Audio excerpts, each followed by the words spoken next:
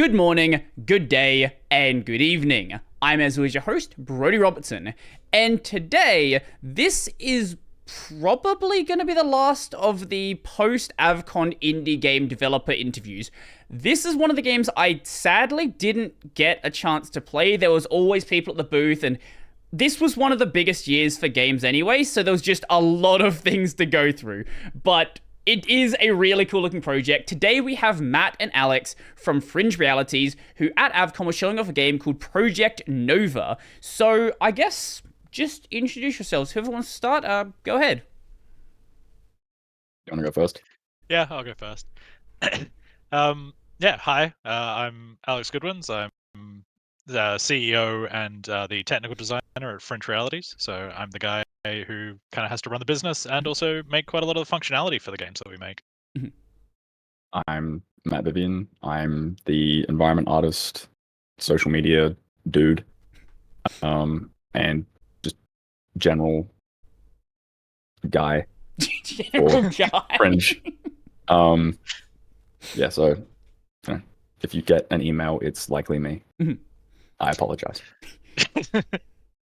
So I guess before we get into this specific game, you guys focus on VR games, right?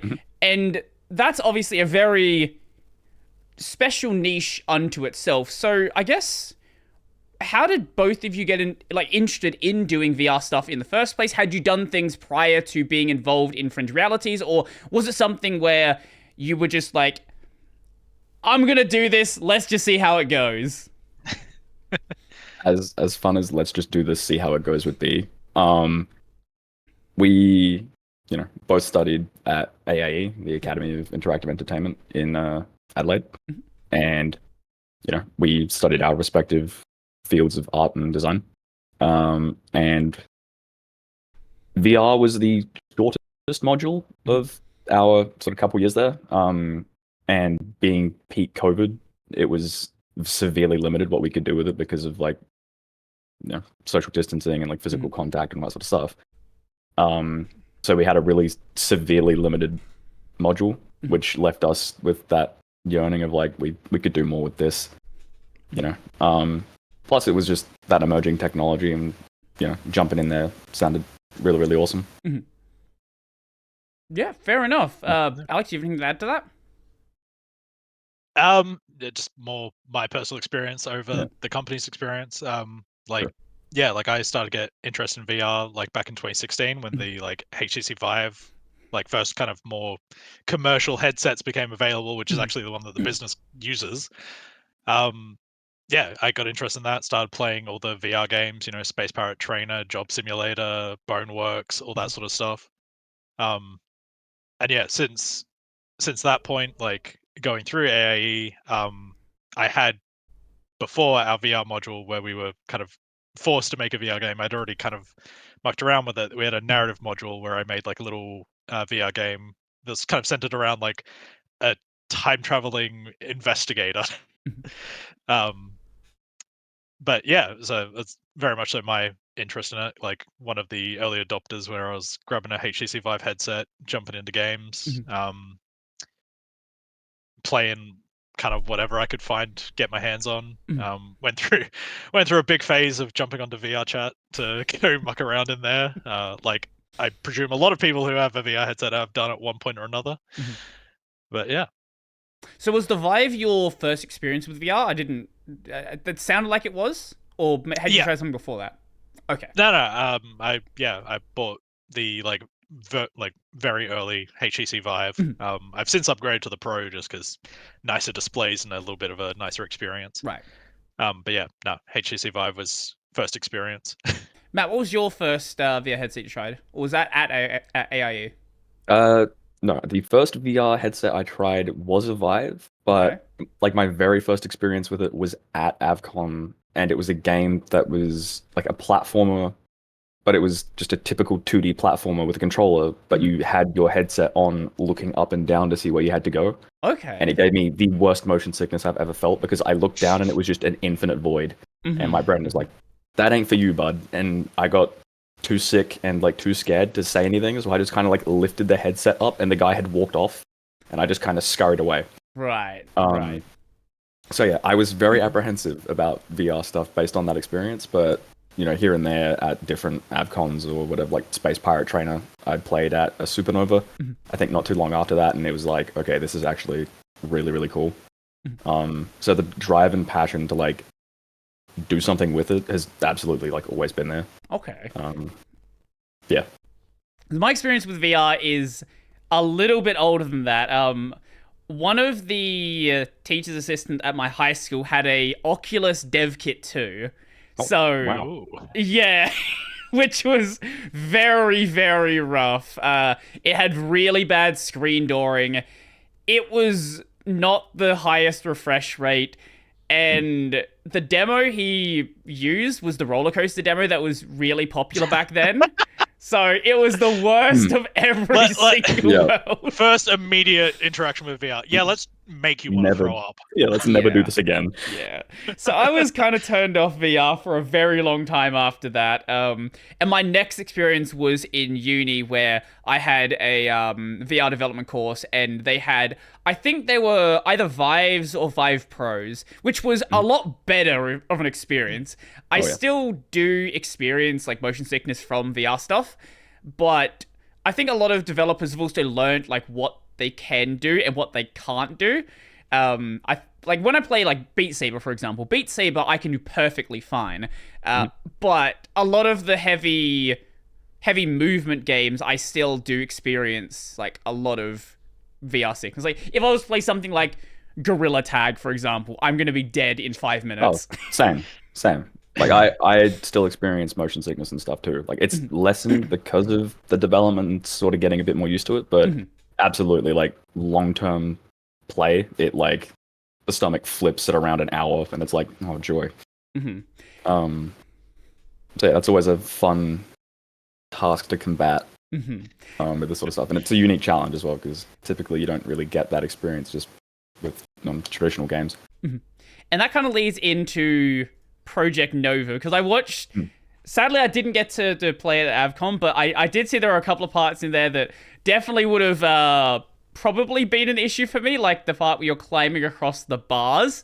If I was to I do want to ask, like, how do you go about actually dealing with these problems in a way that I guess makes people feel immersed but still I don't know, actually, like, manage to deal with some of the motion sickness problem. I know you can't deal with everything. Some of it is hardware limitation, but I know there is certainly stuff that can be done from your side as well.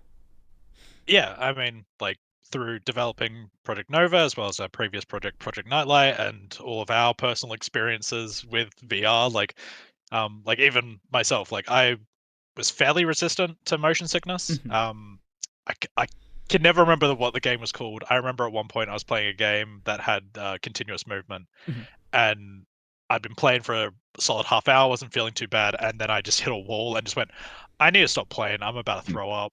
But like ever since then, I've been fine. But yeah, no, it's definitely one of the things that we keep having to think about. So like I guess there's kind of three major things that we can kind of do as developers. Like, first one, optimize the hell out of the game so it runs at 90 frames or more. Just because, like, again, personal experience as well as definitely developing the games where they're unoptimized and you're having to play through it at like 20 frames. That's not fun. But yeah, like optimizing the hell out of it so that it will be running at 90 frames or more. That's definitely a big one. The other one is, not all games do it, but a lot of games now offer different movement methods. So like the standards are kind of continuous movement or teleportation. Like those are kind of the big two that have stood out. There are definitely a whole bunch of different methods to even those. Like I remember Doom VR, they kind of had teleporting, but it was like you teleport, but you just like very rapidly move between those 2 points and things like that. So yeah, that's another thing. Just giving people the ability to change the movement methods. Continuous is definitely what we kind of develop for and prefer people playing, just because it's more immersive. You're not teleporting and blacking out all the time and all this stuff. But like, yeah, we do offer teleporting. A lot of VR games do at this point. And then the third one, which we haven't mucked around with as much, but it's definitely something that we want to get into Nova, is the vignetting. So like when you start moving, you basically just bring in a vignette from the side of the screen just to help with that disassociation between what's happening in front of you and what your body is feeling. Okay. Like one of the games that I know that did it quite a lot, and it'll be very obvious why, was like a lot of these Spider-Man VR games. They brought out some like nice little demo things and stuff like that, and basically when you're swinging, so you don't get that massive, feeling of motion sickness because you are just flying through a city. They bring in a vignette, so basically it's like a kind of a gradient starting at like black from the outside going to see-through in the middle. Okay. And basically the faster you went, the more it kind of closed in. So you get very tunnel vision, but it helps with the disassociation between what your body is feeling and what your brain is perceiving. Huh. So it's something we want to bring into Nova, and we're trying to work out the best ways of doing it. But we definitely want to do it for continuous movement. Just most people who choose continuous are like fairly resistant to motion sickness, but people like yourself, you might want to try it out and just be like, I really want that vignette to help with that disassociation. And then as you were saying, like the climbing sections, that's another area we want to have like kind of separate settings for. So if people are like okay with continuous, but they get to that climbing section, they're just like, oh, I don't like, they can bring in the vignette and help with that disassociation and get through that section with more comfort.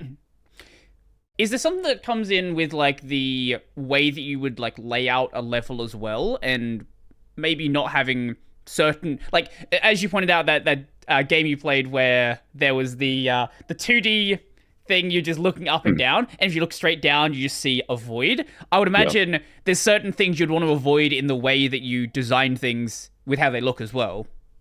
Yeah. No, go for it. I was just gonna say like bringing it back to like roller coaster games and stuff like that, like a lot of the stuff that you can do in VR, if you do decide to go down that route of having a roller coaster and kind of not giving the player the ability to control the movement themselves, the more you can kind of fit them into an area. So like even myself playing certain roller coaster games, if you can't view the coaster that you're in as much, that will lead you to more motion sickness. Meanwhile, if you just like lower the camera down or make the model a bit bigger and it kind of encapsulates your vision a bit more, you will be less likely to be sick just because you kind of feel more grounded. So there's some design aspects like that you can do. I think the thing that really throws me off isn't as much of the horizontal movement. I'm generally pretty fine with that. It's the vertical movement. Like I don't get motion sickness in a car, but I cannot do elevators. Like more than 2 floors in an elevator, just I need to sit down for a moment. So having any sort of vertical movement where you can see that you're going up and down, and it that's the really bad thing about the roller coaster. Like when the flat parts are fine, but as soon as you're going up and down, like it really to me feels like you're going up and down as well. Yep. Yeah. No, there's certain things that like are just going to trigger people more than others. Like one of the things that like again personal experience as well as like what we were taught is like you can rotate the camera around. Like say you're standing on the spot and you're turning. Like that can be okay for certain people, but like the second you rotate it as if you're like tilting your head, that like almost immediately will trigger people. So it's very much so a thing of like, unfortunately we're the guinea pigs most of the time, but like just playing the hell out of it and just being like, okay, what works, what doesn't, like what can we get away with in that respect. Like that's also one of the reasons why playtesting is great, because unfortunately myself and Mark, one of the other developers, we're basically immune to motion sickness at this point. Like we've played through our game at like 10 frames a second. Like we've had the screen freeze, so our entire screen, like our entire vision is just a picture that's rotating with us as we're going. Like that one's not fun.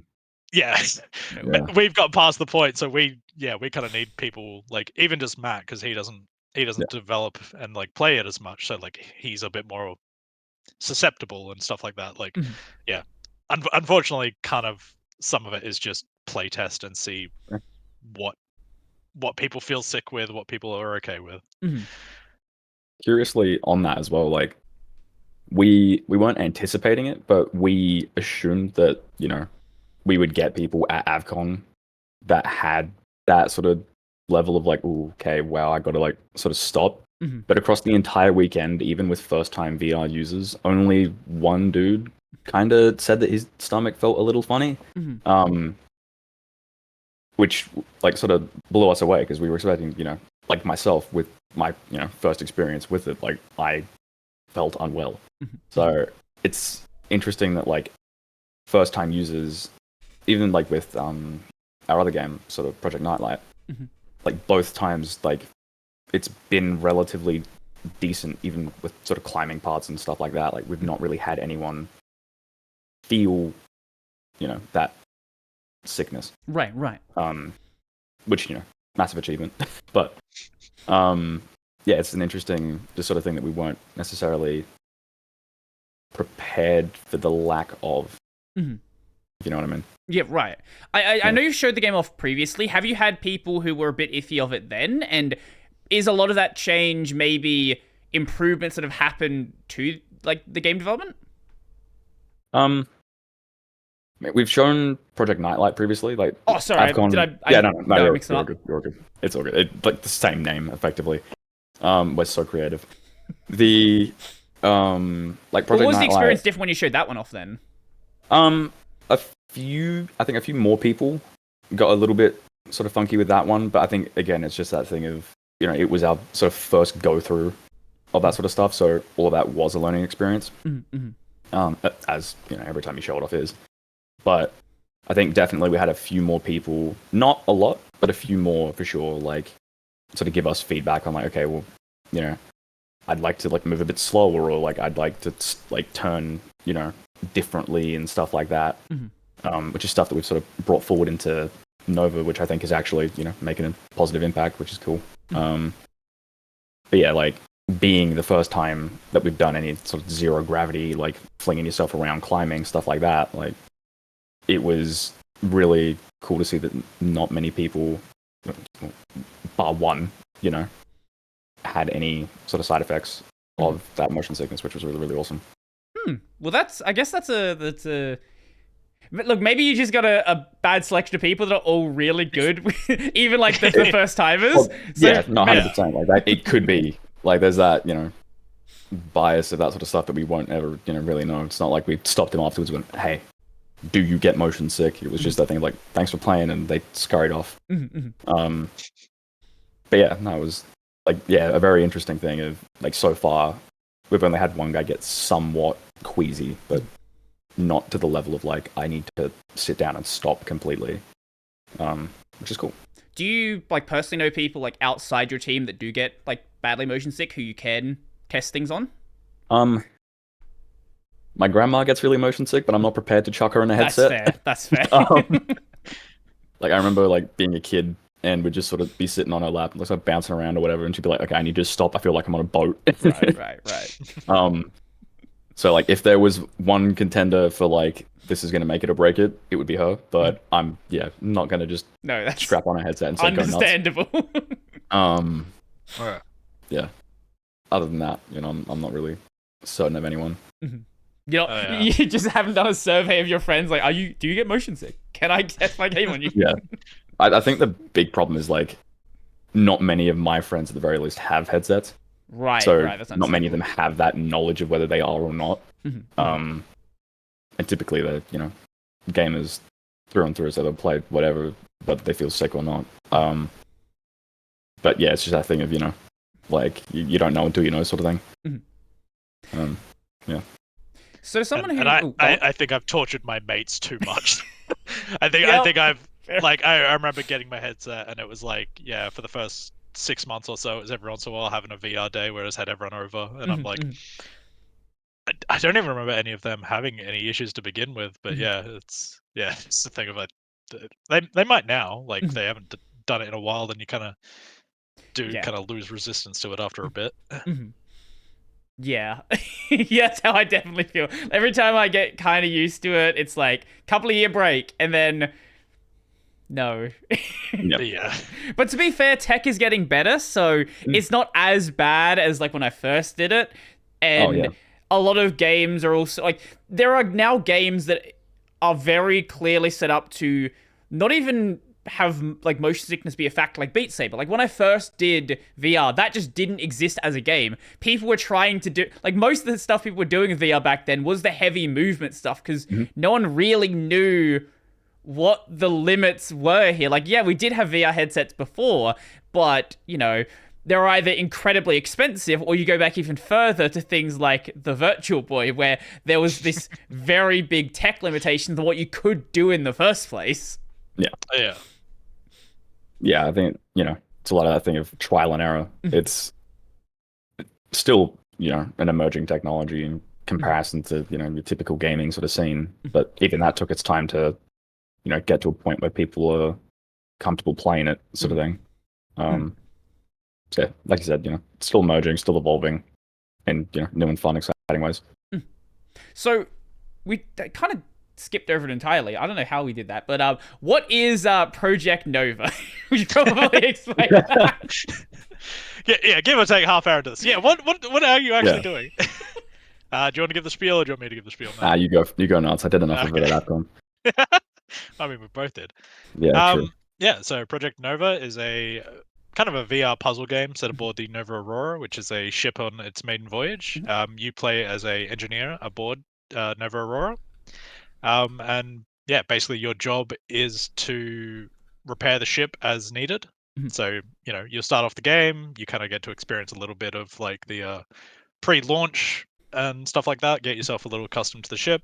Then you get chucked into stasis under the assumption of like, we'll pull you out when we need things fixed and anything like that. And yeah, basically you get pulled out and find out things have gotten a lot worse than what you were hoping. And then yeah, throughout the game, it's your job to try and get it, try and get the ship back up and running and back onto its mission.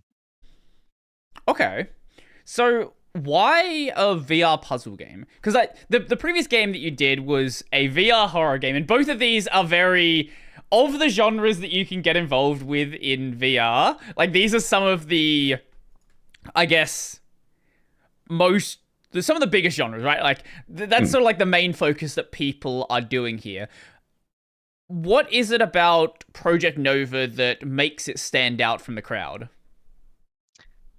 Well, yeah, definitely the space climbing sections. Like that's something that going to AVCON as well as like from kind of conception was something that we wanted to be very unique.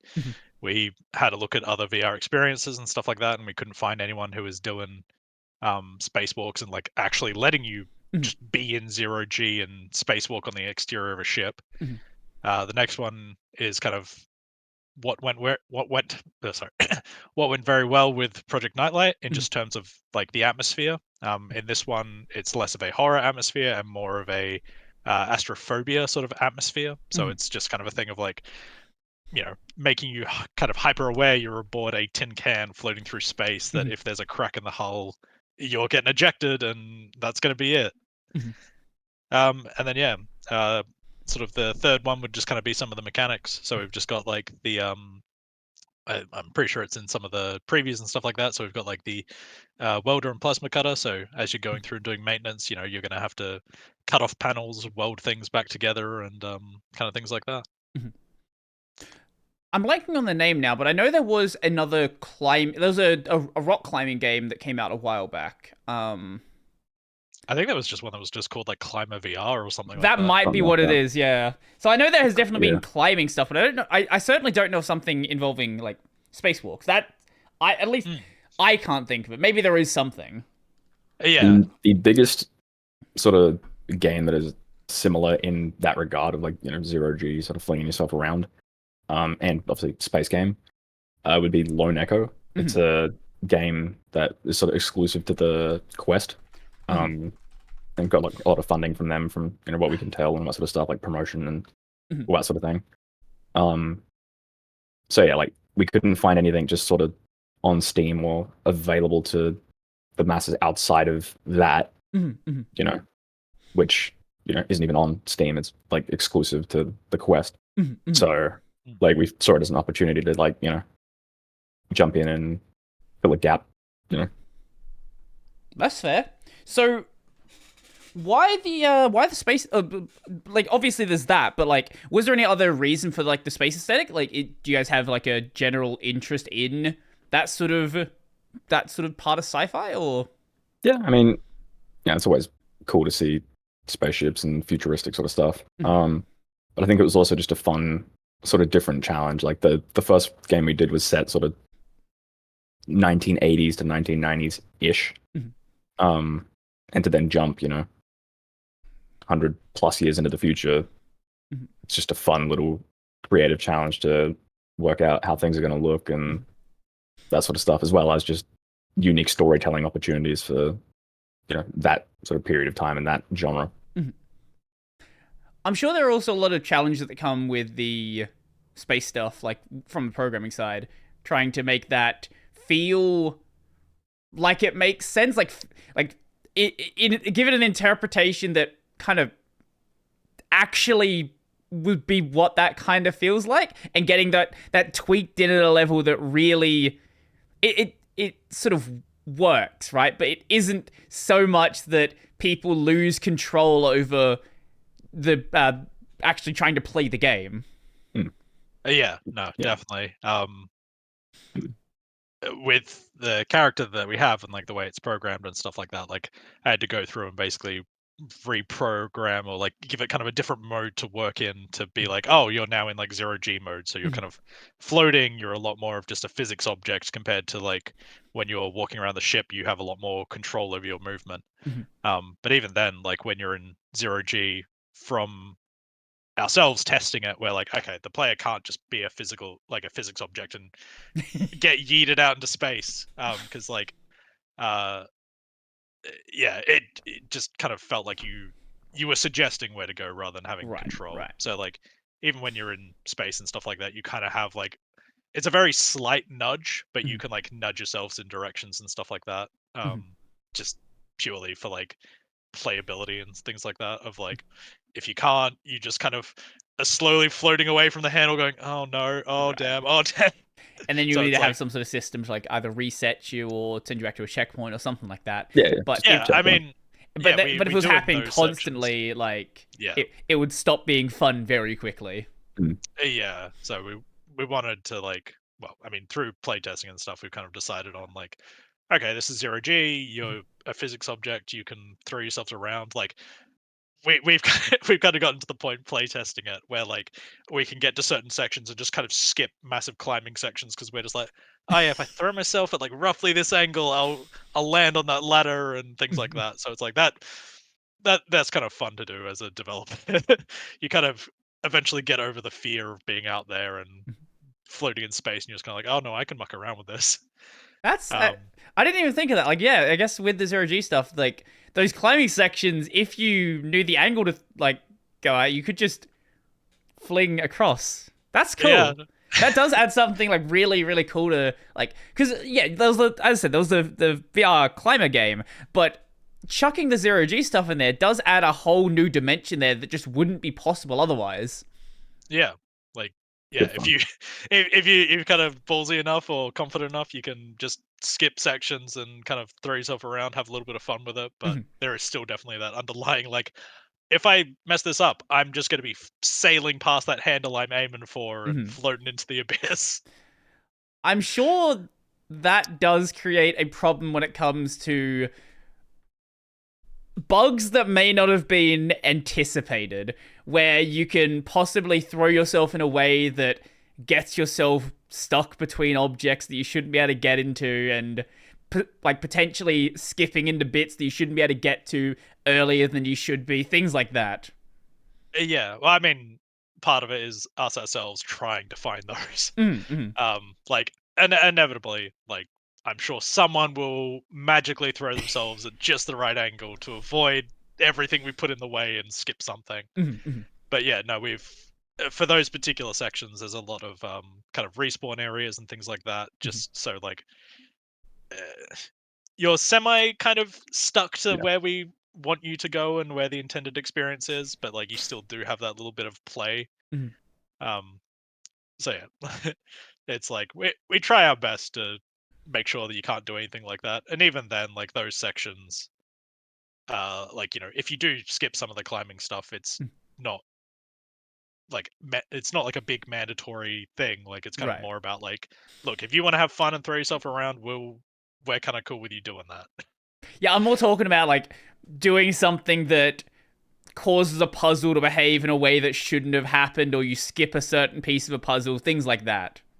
Oh yeah, Yeah. no, I mean, in the climbing section specifically, there's not really a chance of it happening. Mhm. I mean, I saw one guy, the very last guy, AVCON, managed to somehow push himself into the ship, like Yeah. while still in zero gravity. I don't know how he did it. Like I blinked and I turned around and the screen was dark, and I'm like, "Where are you?" And he sort of ducked slightly, and I could see like the airlock. I'm like, "How?" But yeah, I think it's just one of those things where it's like, unless you can repeat it and work it out and see it happen more than once, Mhm. and try and like sort of decode what the hell is happening in your brain, like it's just one of those things where it's like bugs are buggy. They're like cockroaches. They slide in under the fridge and stay there until someone finds them. Yeah, definitely highlights the importance of like QA and testing it. Like the more people we can get it in front of before it kind of goes public, fingers crossed, the more we can find any of those sort of like skips or game breaking bugs and things like that. Yeah, at the end of the day, you're going to have bugs no matter how much you try, but at least trying to eliminate the ones that you can sort of accidentally fall into. Like, yeah. Because it's one thing if a bug requires doing like pixel precision movement and landing at this specific point, doing these specific events before it, and no one, like, unless they're specifically going out of their way to look for that, they're probably not going to have it happen. But if it's something like you try to grab a handle and for whatever reason that handle at that like specific point isn't solid, for example, like stuff like that, like that breaks the experience. Yeah. No, definitely. Which, like, luckily, a lot of those we can find ourselves in-house. It is definitely, like, there are a whole bunch of edge cases which, like, once you just give it to random people, like, they just, like, kind of sit there and go, like, oh, what if I just do this? What if I, like, grab a screwdriver and jam it in between here? Yeah. Do I get yeeted out into space? And, yeah, it's... That is kind of one of the, disadvantages or annoyances of doing VR. Like, people have a lot more freedom, which like it's great. Like it's one of the reasons why I love playing VR games, because I can kind of do whatever I want. If I want to stand there for 20 minutes dancing, I can go for it. But like, yeah, as a developer, it's definitely one of those things of like, you kind of have to, especially from like our previous project and watching people stream it and put up videos and stuff. Like we kind of start getting a sense of like, okay, we know someone is going to pick up that screwdriver. We know someone is going to like try to jam it into a doorway or do this and that. Let's ourselves try that beforehand, just in case. Yeah, no, I like I always love bugs where it's some weird setup. Like there's you mentioned the screwdriver thing. It kind of reminds me of a bug that Baldur's Gate 3 had, where you could skip 90% of the game by killing one of your party members, putting them in a box, and then lighting the box on fire. And for some reason, it would launch you to the final boss. Oh, okay. Because of course it would. Yeah, naturally, that's... It's the exact set of circumstances that lead to the final boss. Yeah. I don't even want to think about the Baldur's Gate 3 devs and some of the stuff that they've probably had to try and reproduce, or just like some of their playtesting. Like I will say, like that game, like I want to play it so bad, just because of like hearing all the stories about people who are like, oh yeah, like I was on like this mission with Karlak, I did this, that, and the other, and then someone's like, who's Karlak? I never met that person. It's like, what? Yeah, like there's a good reason why they decided there were certain things in D&D that just could not be put in that game. Like they could not add Wish. Wish was not going to happen. Don't ask for it, because that would be too much of a nightmare. There's already enough ways to break that game. They don't need that as well. Oh yeah. I think that's like any open world game at like any decent scale where you have to like venture and there's NPCs and quests and all that sort of stuff. It's like it is physically impossible to test everything. Yeah. And it only gets harder the bigger you go. So like it's funny when people like pick on Bethesda for like their sort of buggy experiences and, you know, chairs sticking through tables and all that sort of stuff. But then you think about like the scope of their games and how big and how much there is to do, and it's like, you know, I can forgive a chair being stuck in a table. I get to do this quest for 12 hours and, you know, have a heart-wrenching emotional story. The chair can be a bit messy. Skyrim is a great example of a game that has like weird bugs that you have to just be stupid to go and try. Like, I think if you go to the Mage Guild or whatever it's called, and you walk up against a wall with a plate in front of your face, you can walk through some of the walls. Just like, yeah, I remember watching someone. They weren't really speedrunning the game, but they knew a lot of speedrunning tactics for Skyrim. And I remember watching. Yeah, it was like. I think they condensed that part of the video down, but it was like 3 or 4 hours of like there is a very particular dungeon you go to for story reasons, but if you go to the back of it with like a basket or a bucket or something, you can like glitch yourself through the wall to pull the lever that's on the other side to then get into the dungeon to get some items or like to hit a quest marker that will then start you. And I was like, oh god. Yeah, people would often do that because the way they handled shop or like vendor inventories is they just put a chest under the merchant. So you could just go and take everything from the chest if you worked out how to get out of the map. Some of those chests were not put in a proper location and did actually stick out of the terrain as well, so you could access them. Yeah. Like, I think it was one in front of a cave somewhere that you could just access from the surface. No, I remember doing that playing Starfield. It was like, I can't remember what the planet was called. There's a very particular planet, and you go there, and like they like, you know, if it's not broken, why fix it? So they kept the same sort of inventory systems for the vendors. And I remember it's like, yeah, you walk into like the middle of town. There's like a muddy patch, and if you crouch and like look at a particular angle, you can get their inventory.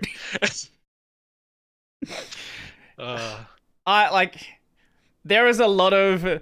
The bigger your game gets, the more challenges it's going to have. This isn't just a game thing. This is a thing for just all software. The more things that you can mess around with in a program, the more ways it can break. There's this. I don't remember if it was an XKCD or some other comic, but it was about like testing a project. So if you're testing an input field, like a developer is going to test it with 1. ABCDEFG. They're going to test it with like random symbols and all of this other stuff. And then the user's going to come along and they're just going to pour water on it. Yeah. Yeah. That is the perfect analogy.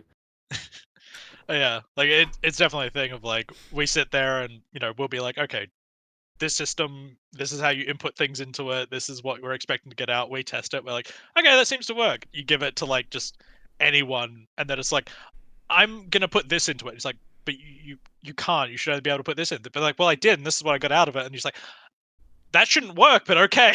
Yeah. Yeah, and having that freedom in VR, like, I as you were saying before, I imagine it just adds like a bunch of weird variables. Like, you wouldn't have to worry about being able to pick up an item and stick it between a door if you're not in VR. Yeah, no, that was like, obviously, like when we're going through and studying, a lot of it is more aimed towards like more traditional video games and things like that. And so like they don't spend a whole bunch of time. Like, I think all up we had like 5 weeks or something on the VR module that we went through. And it was very much so one of those things of like developing Project NightLight, the like first project we made. That was one of the things that we had to really get our heads around. Like, there's a whole bunch of stuff that in traditional video games you can do. Like, if you want to get the player's attention, you just grab that camera, face it towards where you want the player to look, and you're done. But like with VR, it's like, well, we can't move the camera. The camera is your head. If we move your head, you are gonna throw up. So like, yeah, it's even just some of the stuff of like, okay, we want the player to pay attention here. Okay, the level is gonna have to be, you know, this, and this, and then you get to a hallway, so the player is looking forward, and then we can like pull off that thing. Like I remember for NightLight, there was a particular section where we wanted to have like a ghost or a shadow kind of walk in front of the player. So we were just kind of like, well, we can't just have that happen. Like, we can't like turn the camera and make them look. So we had to like put in like specific hallways and stuff like that, just so we could be like, okay, let's have like that little like jump scary sort of thing happen, because like we're hoping the player is looking this way. Like we definitely, I do remember watching a couple people play it, and it's just like one of those things of like they're walking down the hallway, they like just decide, oh, let's like look at the wall for a second, and then it happens, and he's like, God damn it. Or you have that one person who's like, I'm gonna go through this hallway looking backwards. Yeah, I think we actually did have someone do something like that. Like they were getting kind of terrified of what was going on. And they were like, I see a dark hallway. I know where this is going. And then they were just like, I'm gonna walk through it backwards just to make sure. Oh. But yeah. No. Freedom in VR is great and horribly punishing as a developer. Because it's a lot more work to just be like, okay, we need to like steer the player, we need their attention here, so like we can't just do this. Now it's like a whole thing of like, get some spotlights, get something happening to draw their attention to it, and it's a lot more like just trying to get people's attention like in real life, shockingly.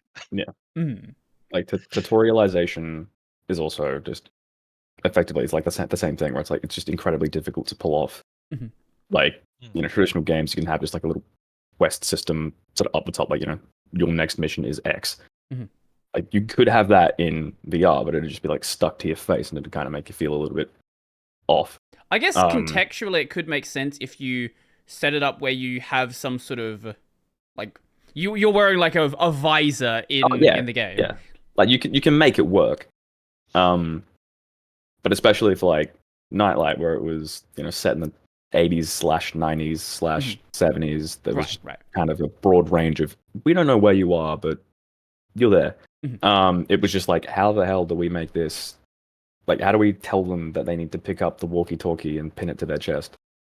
Which shouldn't be a complicated thing.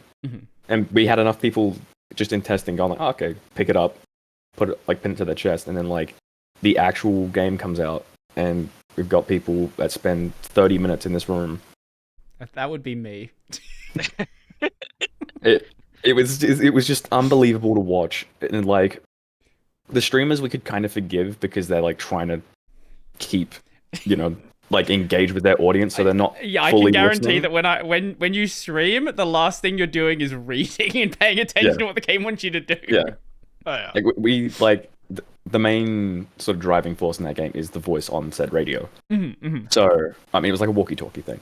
But like we had a guy, he picked it up, he's like, oh, okay, pinned it on his chest, and then he was like, well, I'm not going to listen to a word this guy says. And it was like the only way we could tell people what we wanted them to do. And we were like, my guy, if he's talking, listen. Like, we get it, but come on. It was just one of those like rude awakenings of like, okay, this is going to be harder than we were anticipating. So we ended up just sticking up posters all over the walls, kind of telling you what to do in like a roundabout way. But even then, people would like just look at it and go, huh, like walk off. It's like, okay, go throw the donut for another 20 minutes and then come back and scream at the fact that the elevator's not working. It's okay. You'll get there eventually. It's also a thing of like you're fighting like the immersion of the experience. Like obviously VR, like immersion's one of the like really good things about it. Like you feel like you're in their world. So like with NightLight, it was very much the thing of like, we don't want text boxes and things kind of appearing. We want it to just be like, no, we want people to feel like they're in that environment.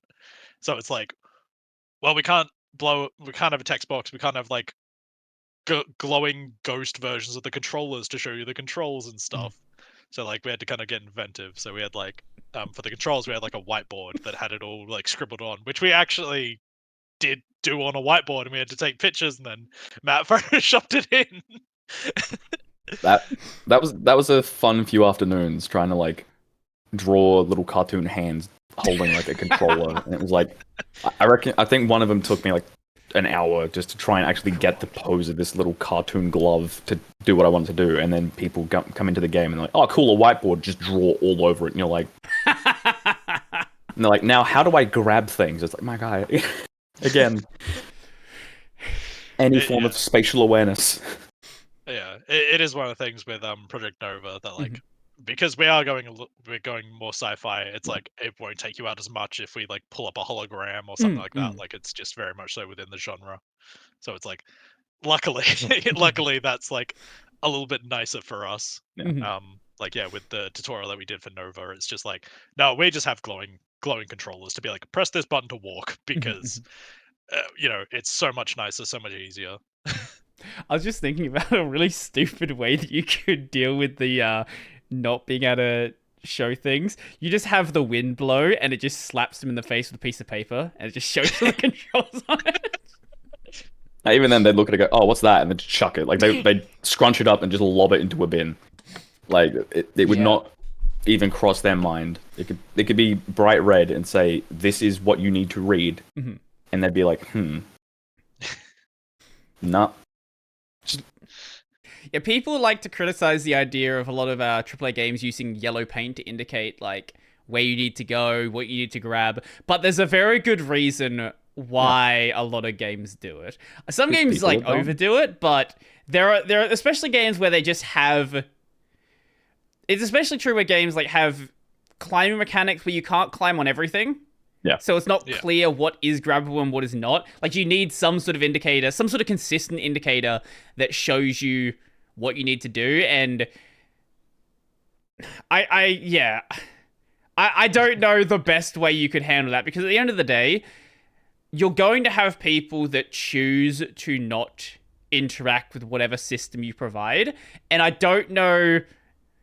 There comes a certain point, right, where if someone is not going to interact with the information given to them and you try to hold their hand as much as possible, you can't solve it for everyone, right? Like you inhibit other people's experience by trying to handhold those that really don't want it.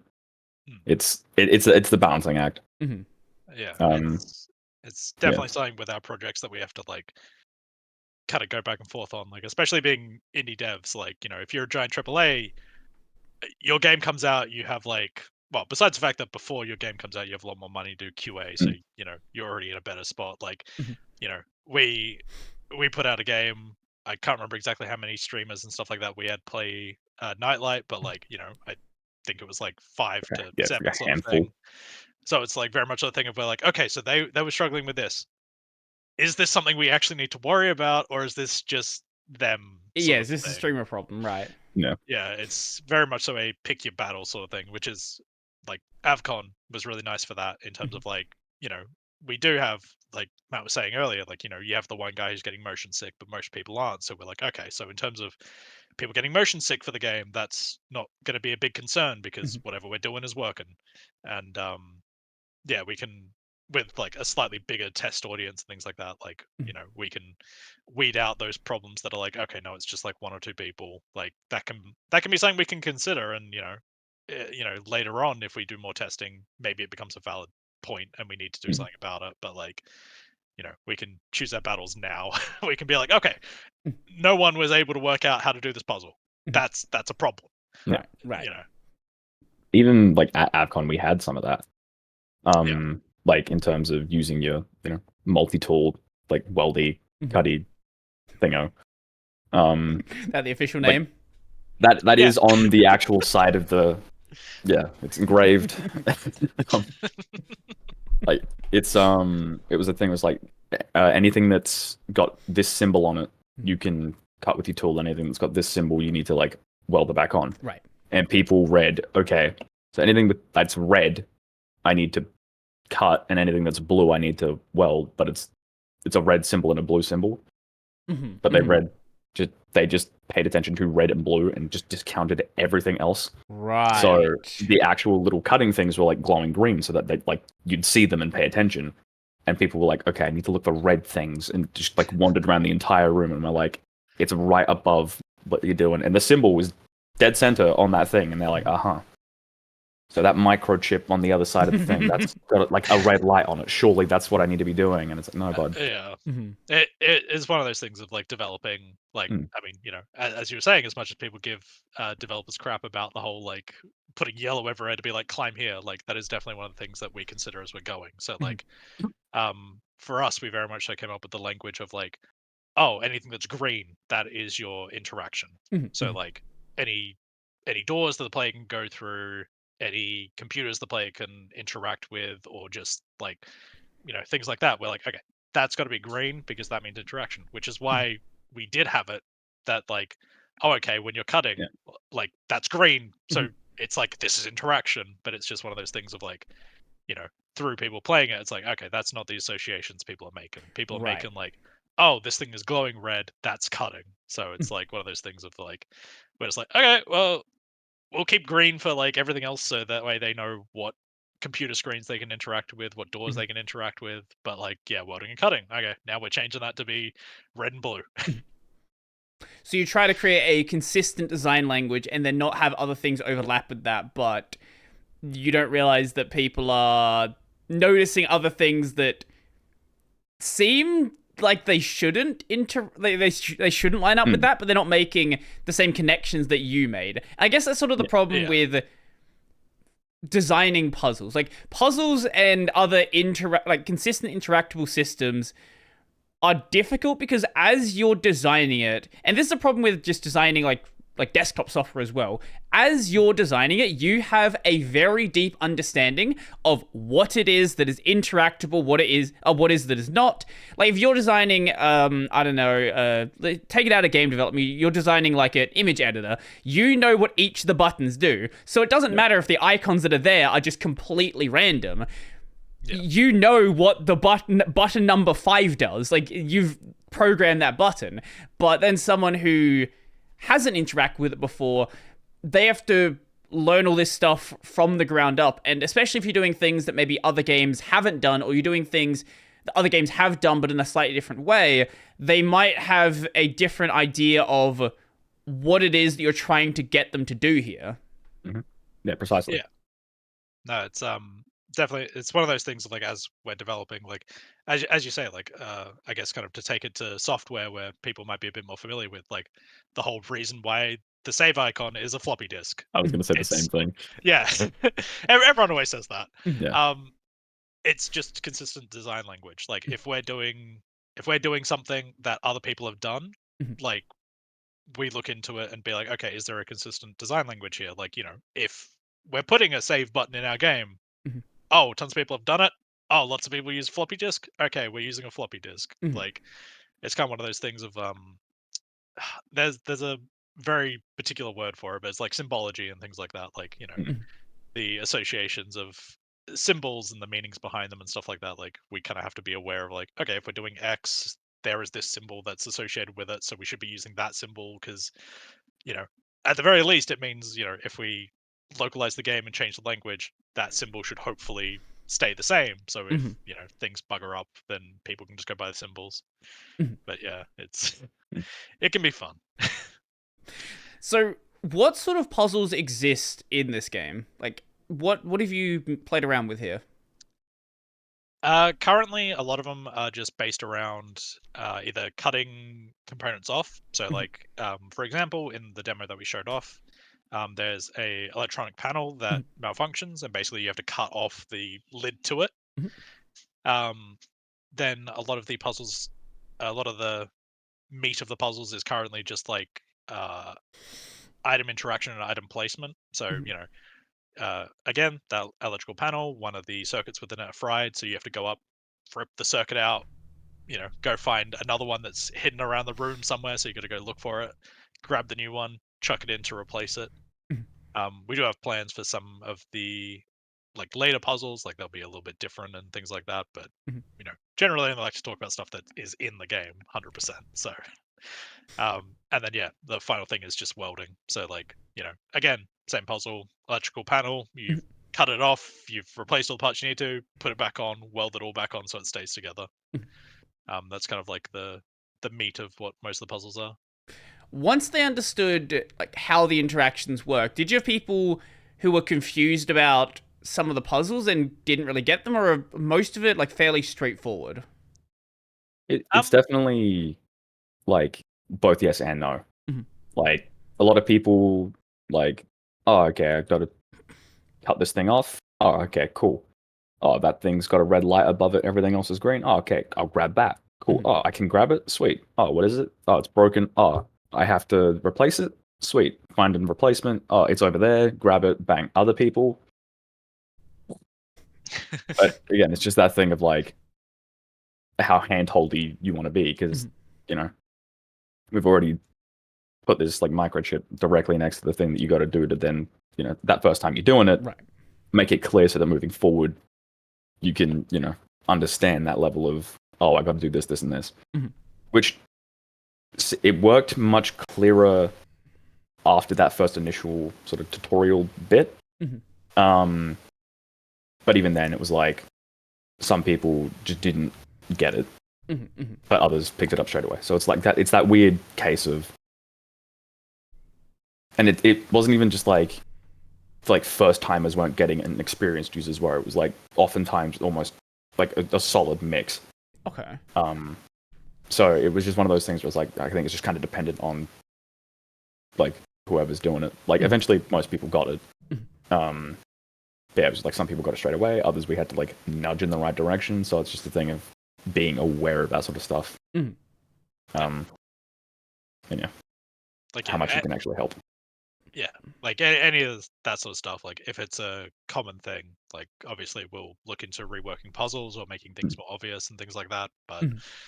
yeah, sometimes like you can't. Like the example that Matt was kind of saying about like the circuit board. It's like it's literally next to it. We don't really want to. Yeah, it's kind of a weird, awkward situation of Yeah. like we want you to know what to do, Right. but we don't want to be hand-holdy because if we're hand-holdy, that sets up an expectation of, oh, the rest of the game you're going to be hand-holdy. Right. So we want to Right. be like, no, we'll show you how to like do this first one. After that, we'll let you go. You can work things out. Mhm. Like Mhm. it's nicer for us because we don't have to put in a whole bunch of guides, as well as like it's nicer for the player because they feel like they're actually like accomplishing it, and like they're the ones that are sitting there thinking like, okay, I'm working out what I'm doing. Mhm. Like Mhm. it's not a thing of like I'm being told what to do. So Mhm. it's like Mhm. it's just nicer for most, like for everyone really. Puzzle games can be a bit of a challenge for me. Like people have seen me play puzzle games. Like sometimes there's games that just click with me. Others. There's a reason I don't stream puzzle games that often, and my usual go-to is like. I like right now I'm playing through Devil May Cry 4. I just run into Oh, a room, I nice. click buttons, things die. That's all I do. Or Yeah. I'm also playing through Kingdom Hearts Birth by Sleep. So I run Uh, into a room, I spam Thunder Surge, things die. I don't have to think very much Yeah. about what's going on. yeah. Yeah, no, 100%. And it is again that sort of thing of like, if it's not a genre or something that you're used to, Mhm. it will be more difficult. Whereas people that jump in and they're like, oh, I've done stuff like this before, even just like escape roomy type Mhm. experiences, like in real life. Like if you're super into that, like okay, I pull a broken thing out, I'm gonna have to find a replacement to put broken thing in. Mhm. So it's like just that kind of vibe, I guess, where it's like if you're familiar with it, you'll get it. Mhm. If not, it might be a bit more challenging, but eventually you'll still get there. It's just like it's tougher. Mhm. Yeah. Mhm. No, I even know from my own personal experience. Like I do. I'm not about to say I play every puzzle game ever, but like I'm definitely a bit more of a puzzle gamer and stuff like that. Like I love The Room. I love that series. But like yeah, for me, I'm just like I'll play through The Room, which is kind of point and clicky and stuff like that. But if you put me in front of something like Monkey Island or some other thing like that, I'm just like I'm gone. Mhm. Like some games just like or some genres or subgenres just like they just don't work for my brain. Right. Like Right. point and clicks have always been one of those ones that I just can't because it's just like, oh, I have a towel. Ah, that must mean I break the window. It's like what? Yeah. Yeah, some of them just Mhm. it's kind of down to the developer in terms of like making that clear and stuff Mhm. like that. Like I know there have been numerous cases throughout the years of like games that have done puzzles that people didn't get. Mhm. Like I can't remember if it was a Monkey Island one or another one, but I remember there was a puzzle game from late 80s, early 90s or something like that that a lot of people struggled with, and it Mhm. was because like a lot of the game had been very methodical, and it was just, oh yeah, pick things up, combine them, do whatever. But there was like a particular section where you had to get past like a bull or like some other aggressive animal, and it was like a time-based thing where it was like, oh no, you just have to aggressively click get past to get past. And I just remember watching videos of everyone being like, how? What? I don't understand. This is just stupid. Like, you spend the entire game just pointing, clicking, getting items, putting them wherever, and then this just becomes a reaction thing for some reason. Right. Like, Which I think is the thing in general, like when it comes to gameplay and payoff in like a sort of finale type situation. Like if you spend the like majority of your game doing, you know, X, Y, and Z, don't then just fully flip the script right at the end and expect people to understand exactly what they have to do. As well as like try have the gameplay and sort of what you've taught them count at the end. You know, not like, hey, here's this whole puzzle game, and now to win you have to shoot out with a bunch of enemies. It's like right. yeah, like So it's using mechanics to build up to like a climax rather than getting to some big point and then it's like, hey, now you're playing a rhythm game. Enjoy. 100%. Yeah, exactly. Unless that becomes your game of like, you know, I remember playing like Nier Automata. Yeah, I was gonna say this was actually a real. I was referencing a real thing. Drakengard 2, I believe, is the one I'm thinking of, where the game ends. So the rest of the game actually it's so Drakengard was the series before Nier. It like continues into it. I believe Drakengard 2 ended with a 30-minute rhythm game segment where if you failed it, you had to go back to the start of the segment. Now, Yoko Taro is a psychopath and hates everyone, especially his players. So this does not surprise me that he done this sort of thing that happened in one of his games. Like he's had a number of games where, like Nier obviously had the option. Spoiler for Nier Automata, you have the option to delete your save file at the end of the game to help other players. Yeah, if you get the super secret ending. But he's done other games where if you fail, it will delete your save file. God. That's just punishment.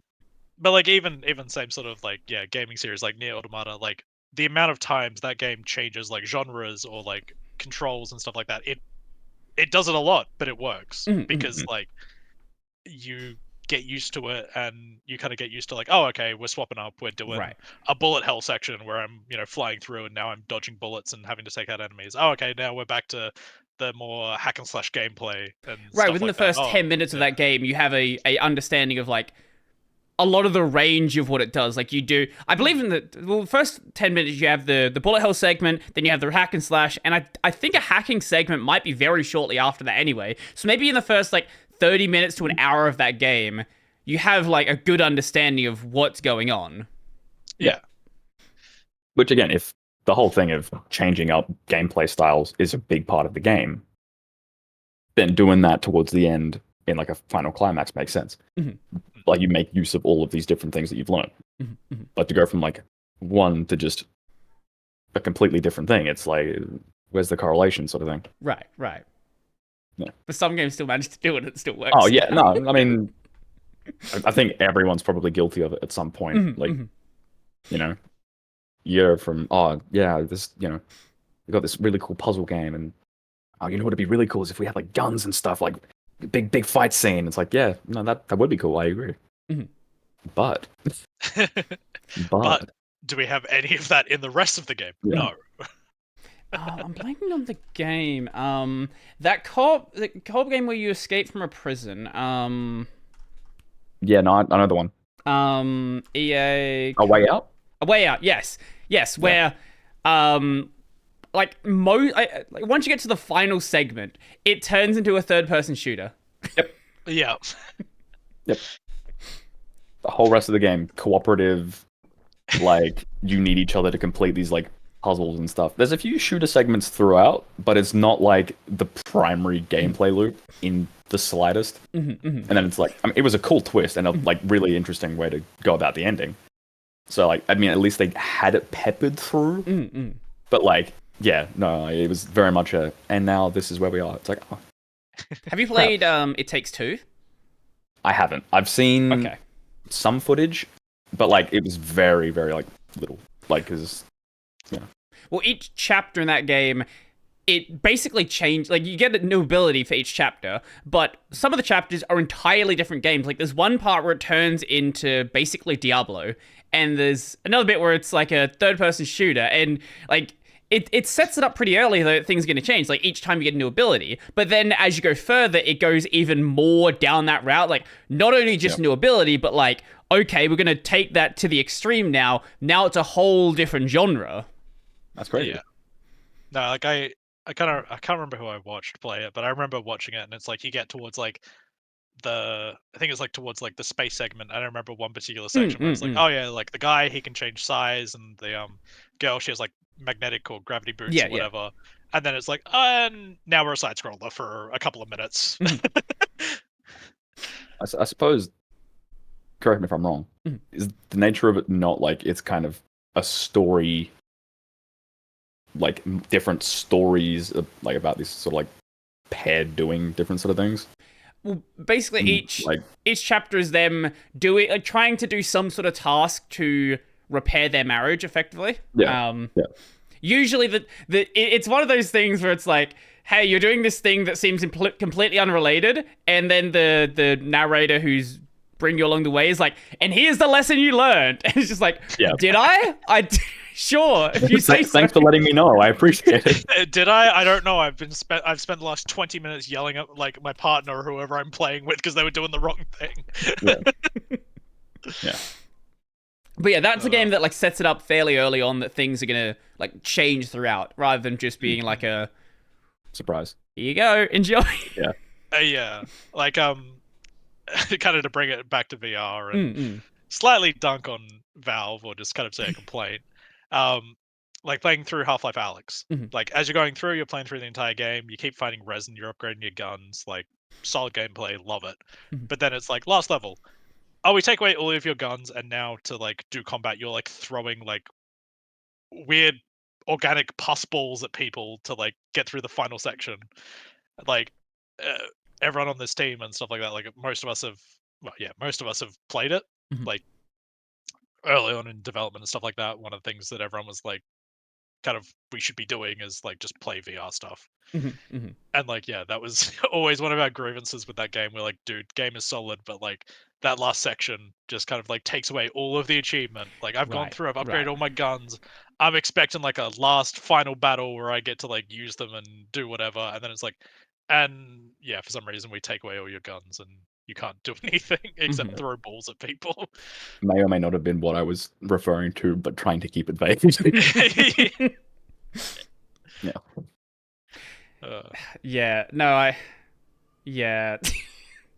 Like there's some games that I play where I'm like, this is an incredible game, and then all of it just feels wasted because of just some weird way they want to end it. And like it's sad when it is really sad when you play such an incredible game and it's just like, well, the last 30 hours have been good, but that last 10 minutes, it spoils it. It leaves like, which I mean, an ending is a hard thing to pull off.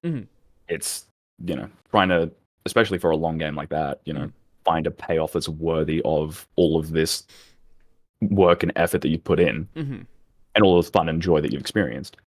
But like, to then sour it is like the ultimate challenge of like, okay, we've built it up. Crap. Yeah. You know, it's like that cliff. It's either like a bridge or it like crumbles. It's even in films and stuff, you know, satisfying ending is one of the biggest challenges that there is. You know, sound like an English teacher. But yeah, it's like mastering an ending is almost impossible, but trying to at least make it satisfying enough to people that have experienced what they've experienced is the goal. You know. Have either of you played the original God of War trilogy, the PS2 ones? No, I want to so badly. Okay. Well, I should say I have, under the caveat of, I think it was God of War 1, I got stuck in a room. Okay. So I couldn't. It was basically like a U-shaped room, and you had to kick a box to get around. Oh. but it's all under a timer. I couldn't. Yeah. Okay. I got stuck there. I can't remember exactly where it is. I swear it's like somewhere where, yeah, it's somewhere during that. I think it was 1, but I remember just getting stuck there and just being like, I want to finish this goddamn game, but I can't do this puzzle. I'm too slow. Well, I'll say what it is without spoiling the story elements then. So at the end of the game, during the big final boss segment, there's a bit where you have to protect someone, and it is just throwing hordes and hordes and hordes of enemies at you. And it goes for like 10, 15 minutes. And if you make a mistake, you go back to the start of the segment, and the person you're protecting takes like 5 hits and they die. So the rest of the game is so fun. And then it's like, oh my god, can this just finally end already? I've been doing this for 2 hours. It's the ultimate insult, the ultimate swapperoo. Haha, last mission is an escort mission. Yeah. Like, when a game sets itself up as, like when I'm playing, like, a Souls game, I expect I'm gonna get to a boss, it's gonna take me 3 hours to do. But, like, when it suddenly changes, like, that's when I'm like, oh my god. Just let me stop playing already. Yeah, especially like the God of War games. Like, they're so much fun just hacking and slashing and, you know, throwing enemies around the place and all that sort of stuff. And then it's just like, oh no, now I have to like protect this person and make sure they don't die. So it's just a thing of like, I can't just be over here juggling harpies or something like that. Like, now I have to run back to the other side of the room to go protect the person because like one guy got past me. Yep. Yep. Interestingly, go on. No, it's an absolute tangent. So it's like, all good. We're on a tangent anyway. All right, groovy. Like, with the only God of War game that I've played so far is like the first one for the PS4, like the 2018 like remaster. Like, I've wanted to play the old ones, but I've never gotten around to it, and they were like a bit before my time. So it was just that thing of, you know, being too young to actually play it in my strict household. But I found that in playing like through 2018, the bosses and like bigger enemies that like are meant to be like the big challenging ones, I did in one go, because a lot of it was just quick time sort of stuff, whereas the actual hack and slash elements of like the rest of the enemies in just general traversal, and like the one little bastard, like the flying guy on the water planet, like he hits you and everything goes dark. I was on that for like 3 hours. It was 4 a.m. and I was like, I need to go to bed. I've got class in the morning, but I want to kill him.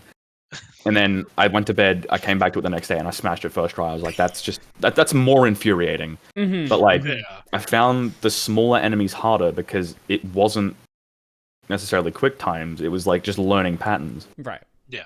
And then, I think the thing is, like, especially with that game, it's the combat system is very much so developed around you kind of being more 1v1 or 1v2. So it's like the second it's like 3 people, it's like, okay, no, I have to annihilate this guy because otherwise I'm getting overwhelmed. And, you know, like, you know, you can swap weapons and yada yada yada, but it's very much so a thing of like, I just played with the axe the entire time.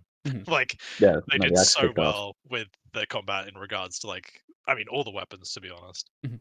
Yeah, that's how I felt playing Sekiro as well, where it's like 1v1 combat is really good. The second there's a second enemy, it's like, just how do I get you two apart? How do I do it? Just panic. How do I like stun this guy for a moment so I can like get away and just deal with the one guy rather than having to try and deal with both of you? Yep. That was a really fun game. That, like, Sekiro is basically it's an action puzzle game. Like, really, that's what it is. Honestly, that's the way I like to take a lot of the Souls games. But there was one thing I was going to bring up earlier about puzzle games. The games that really make sense to me are less of the... You wouldn't really consider it a puzzle game, but when you think of it at like an abstract level, it kind of is. When you have like really complex platformers, like a game like Celeste, where it's... Like, the platform is incredibly challenging, but a lot of the challenge also comes from working out how to navigate between, like, around the level. Like, it's not just a matter of getting your jump timing correctly, it's, like, where do I even start to look at this problem? Once you get to some of the like later areas in that game, they get really, really complex, especially when you start doing like B sides and then try out C sides. Things get ridiculous very quickly. Yeah, I haven't personally played the game, but I've seen some gameplay from like early stages and then some from the late stages. It's just like the late stages, all I'm seeing is just the character floating because it's like just one of those things of like, oh, I've got to dash and jump and Yeah, it introduces jump new off this mechanics as thing, well use to these jump walls, around. and Yeah, it's yeah. By the end, I'm like, okay, this is just like a Mario Maker level where the creator was like, I'm gonna make everyone hate me by there making this are like a 1% pass rate. there are a lot of modders have gone insane with that game. Like there are some levels which are basically designed to only be Taz possible, and some people try to do them by hand, but they're like, you need pixel precision movement for like 20 jumps in a row, like crazy things like that. Yeah. No, I have heard about some of like the modding and stuff like that. In I can't remember if it was the Games Plus Discord or the Adelaide Adelaide Game Developer Discord. Mhm. There are a couple of people there that worked on some of the mods for the games and stuff like that, and like yeah, they get like modders in general are Mhm. crazy. Like some of the stuff that they pull off. Mhm. Oh, that reminds me of the it was I think it was a couple of weeks ago. Mhm. There was like the Fallout London, Yeah. which was like Yeah, just the yeah. Fallout 4 mod, like fan made mod, where it was like, oh yeah, we're just like recreating massive sections of London and all this. Oh god, I want to have a shot of playing that just to see like what they have done with it, but like it does seem like it's a little finicky and complicated to get going because Mhm. like Bethesda brought out the next gen update and apparently that just messed everything up for them because they've spent like however many years making this mod, and then Bethesda I comes through and remember it's like, oh, we're seeing going to like change this. stuff for it like 5 to 7 years ago. Like when I first got my like YouTube account, Mhm. like I was super into Fallout at the time because I was playing through 4. Mhm. So I was watching a lot of content for it, and then yeah, so like Fallout Miami was another one that like I think either it was the same people sort of working on or like like that same kind of vibe. It's just like a huge mod. Mhm. But yeah, then yeah, London is like, oh wow, this looks wicked. Is this like an actual thing? And it's like, no, it's just a fan made thing. And it's like, wow. And then yeah, I hear it's going to be released, and then see articles about how they've had to push back the date because Bethesda released their next gen update. Mhm. And I think their quote was Bethesda never learns, which I chuckled at, but it was that thing of like, I don't have that same sort of understanding of it at like that level that they do, but it's like I can see how them just jumping in and fixing up some stuff and playing with things on the back end without sort of discussing with these people that have been working on this massive thing for however many years it's going to affect them, sort of thing. Yeah, I hadn't really been following that game, but I do occasionally pop into things like Skywind and Skyblivion, which, for anyone who doesn't know, is remaking Oblivion and Morrowind in Skyrim. And, like, I can only imagine just the amount of effort something like that takes and the amount of passion you need to have to make something like that. Yeah. No, I can only strive to have that much passion. No, I just remember seeing memes and stuff like that. That was, kind of quotes from people basically saying how like, if people aren't being paid, they'll be so lazy. And then it's like, oh yeah, here's like that Minecraft mod or map that's like the like Library of Alexandria with like all these like forbidden texts and things like that that people in other countries don't have access to. And I'm just like, yeah, seems about right. Like, if people are passionate enough about it, they don't care about being paid or not. Like, they will just make that thing. So it's like, definitely, like, yeah, like you got Fallout London, you've got like, yeah, the Morrowind and Oblivion and stuff like that being made in Skyrim, and it's just like, if people are passionate enough about it, they will just do that thing. Absolutely. Like, I don't know, modders are another beast. They're a different breed. Absolutely. Definitely. Like, especially seeing some of the stuff that they can pull off. Like, I mean, Skyrim and Fallout 4 are definitely like two of the bigger, more well-known ones. Like, especially Skyrim. Like, modding scene behind that's ridiculous. But seeing that and it's like, oh yeah, I made a mod for Skyrim. I turned it into an 8-bit dungeon crawler, and it's just like, first off, why? Second off, what? There are other games that have this as well. Usually, it's any game that has like a big scene around it is always going to have at least a couple of people who are like, this is my time to shine. Even if the devs don't provide any like dev tools, you'll still find people who are like, I am going to spend all this time working it out. And especially when it's a custom engine, right? Like if it's a game built in Unity and Unreal, like that gives the people who are doing modding at least something to work off of. But if it's some weird custom engine, this is the first game using it, and people still work it out. I get I think back on like the people who were doing like early Pokemon ROM hacks. Like nowadays there is a lot of tooling available to easily do ROM hacking, especially for the GBA stuff. There's a lot of stuff there for DS stuff as well.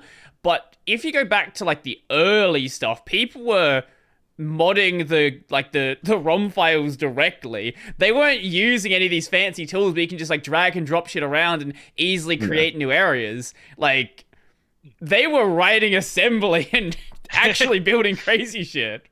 Oh yeah. Don't recite the ancient text to me, which I was there when they were written. Oh yeah. No, like I mean, it's definitely one of those things of like, founding modders and stuff like that. Like, yeah, people who are taking like, Pokemon Red and Blue and like all this stuff and emulating. It's like the amount of work that they have to do to work out like how this is working and how I'm gonna be able to do anything in this is insane. Like nowadays, it's like even just modding stuff nowadays, it's like a lot of people use like Nexus Mod Manager and stuff like that, and it's like back in the day when you first started doing it, it was like, I know you need these files, you need to put them in here, you need to edit this, so then that looks at this file, and like there was so much stuff, and it's like nowadays it's just like, no, we made an entire custom program. It'll you just click a button, the mod is in. It works. Like I started playing Minecraft back during the beta, and back then there was like I think very early beta, like 1.31, something like that.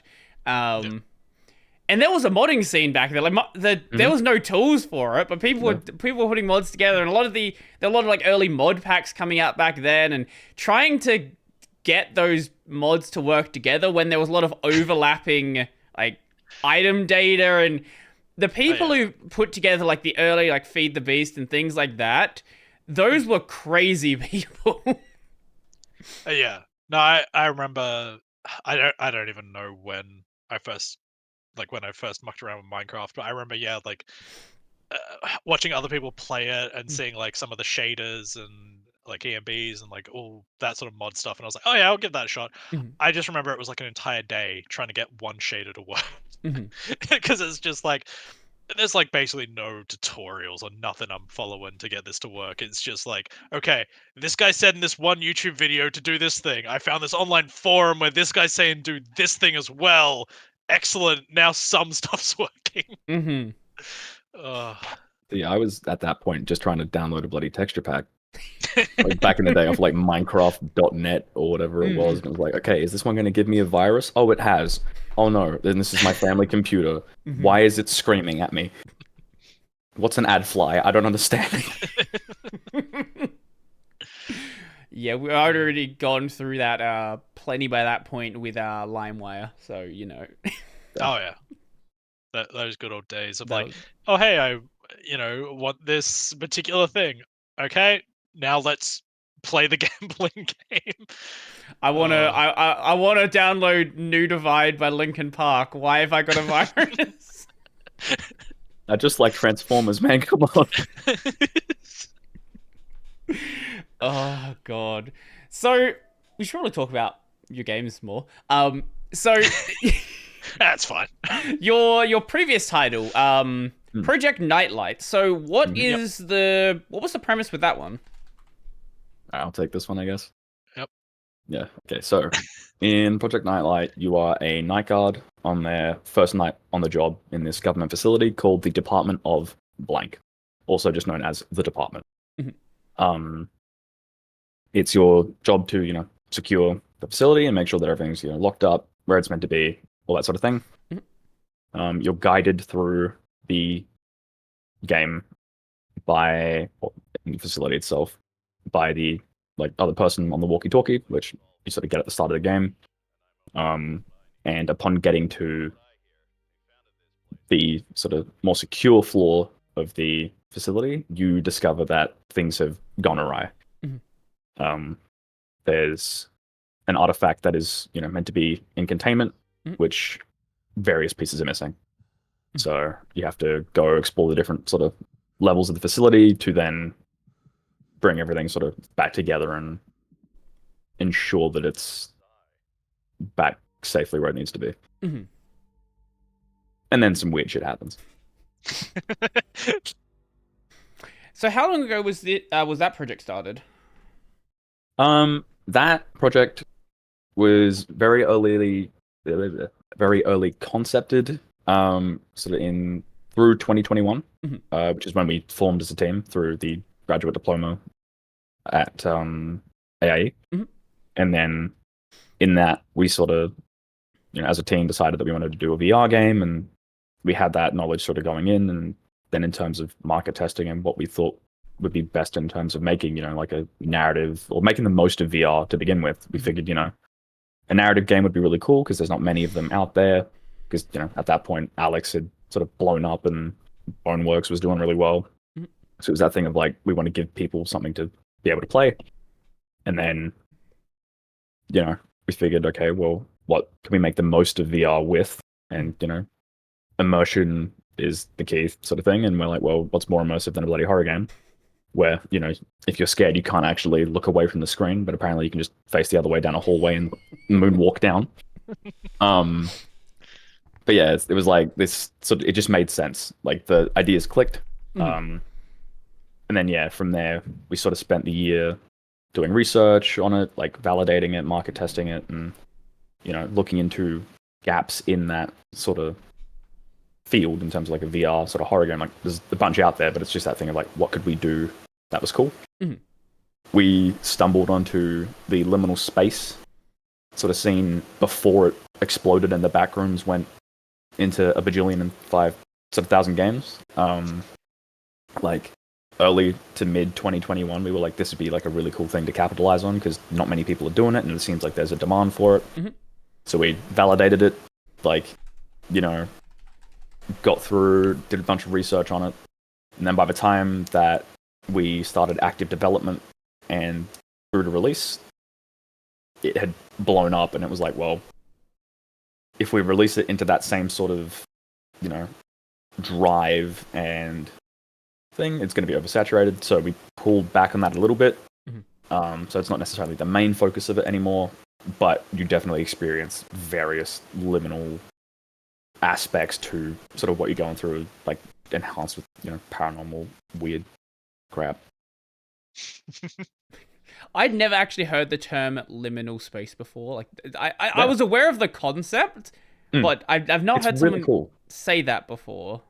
Yeah, it's effectively, I think the literal definition is a transitional space. So say a corridor or something like that. But what makes it more intense and sort of eerie is the vibe of an empty shopping mall, an empty corridor or whatever. It's that feeling of there should be life here, but it's so devoid. Right. It just gives that eerie feeling of okay, something could happen. It's just like that weird uncanny valley, but for just a space that exists. Right. Which there's subreddits on it, and there's a whole Discord that I was in for a whole last year. But yeah, that's when we discovered the whole thing. It was this would be really cool if we could translate some of either these specific environments into this sort of game and that sort of stuff. And then obviously the back rooms blew up, and it was well, maybe pull back on that. We can design our own sort of levels and spaces with this sort of stuff in mind. So the first one is a giant sort of office building where there's a massive sort of bullpen area of desks, and the next level you sort of go through, it's a different an apartment building with infinite floors stretching up and down. Then the final one is just a real we call it the liminal nightmare because it was a nightmare to make. Um, like it was just different like aspects of those two levels, but like merged in ways that just don't really make sense in terms of like traditional, you know, geometry or architecture, I guess. So yeah, it was like just a really cool thing that we stumbled upon, and we were like, we can make this work, which was really cool to bring to life, I guess. Yeah. So when you went into that game, like, what assumptions did you have about a VR game and VR development that maybe didn't turn out to be true when you actually got people testing it? That it wouldn't be that hard. I will say one of the funnier ones. Well, funny for everyone else, wasn't funny for me because I had to redo massive sections of the entire game. That people knew how to use doors. Yep.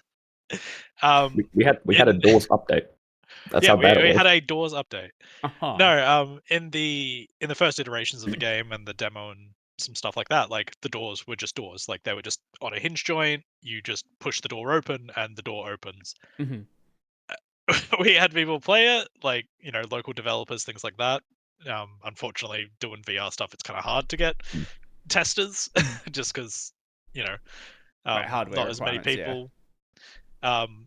But yeah, like, you know, we put it in front of people. People were like, "Oh yeah, this is how it's working." Some people like perfectly fine. Other people were kind of a bit weary and just being like a bit weird about it. Like, you know, we had a whole bunch of people who would like basically walk directly into the door, stop, open the door completely, and then continue. And then we have other people who will like grab the door as they go in and open it.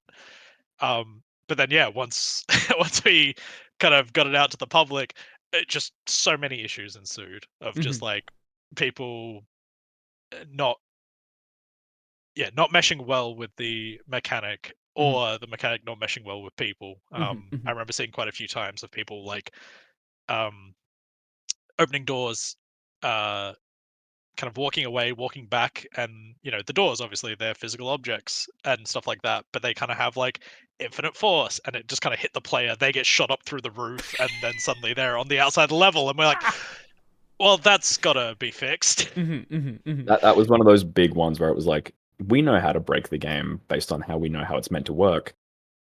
We never just stood in a doorway. Yeah. And like it hurt so bad because one guy was like so immersed.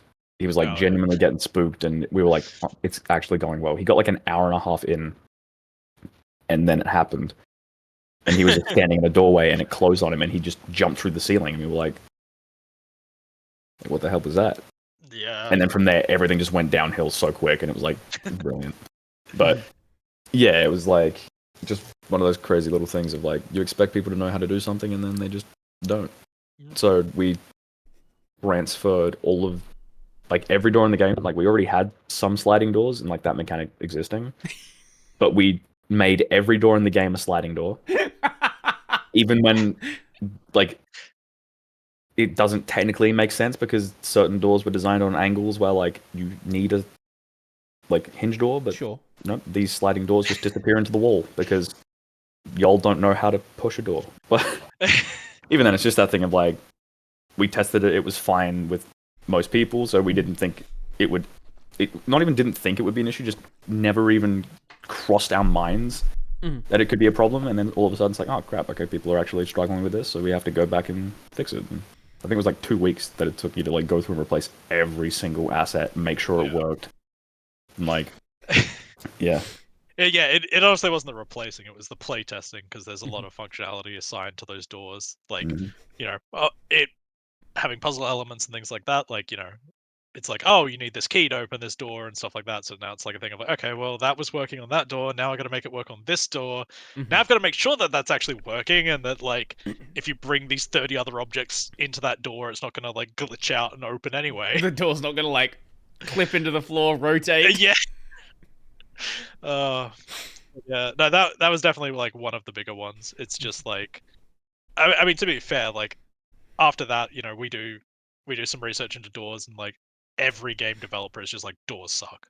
Like even people who are making more traditional video games, like I can't I can't remember the exact article, but I remember reading one that was like from Naughty Dog talking about The Last of Us, and they're like, "Yeah, we spent like 6 months or like some ridiculous amount of time on the doors just because like they just don't work."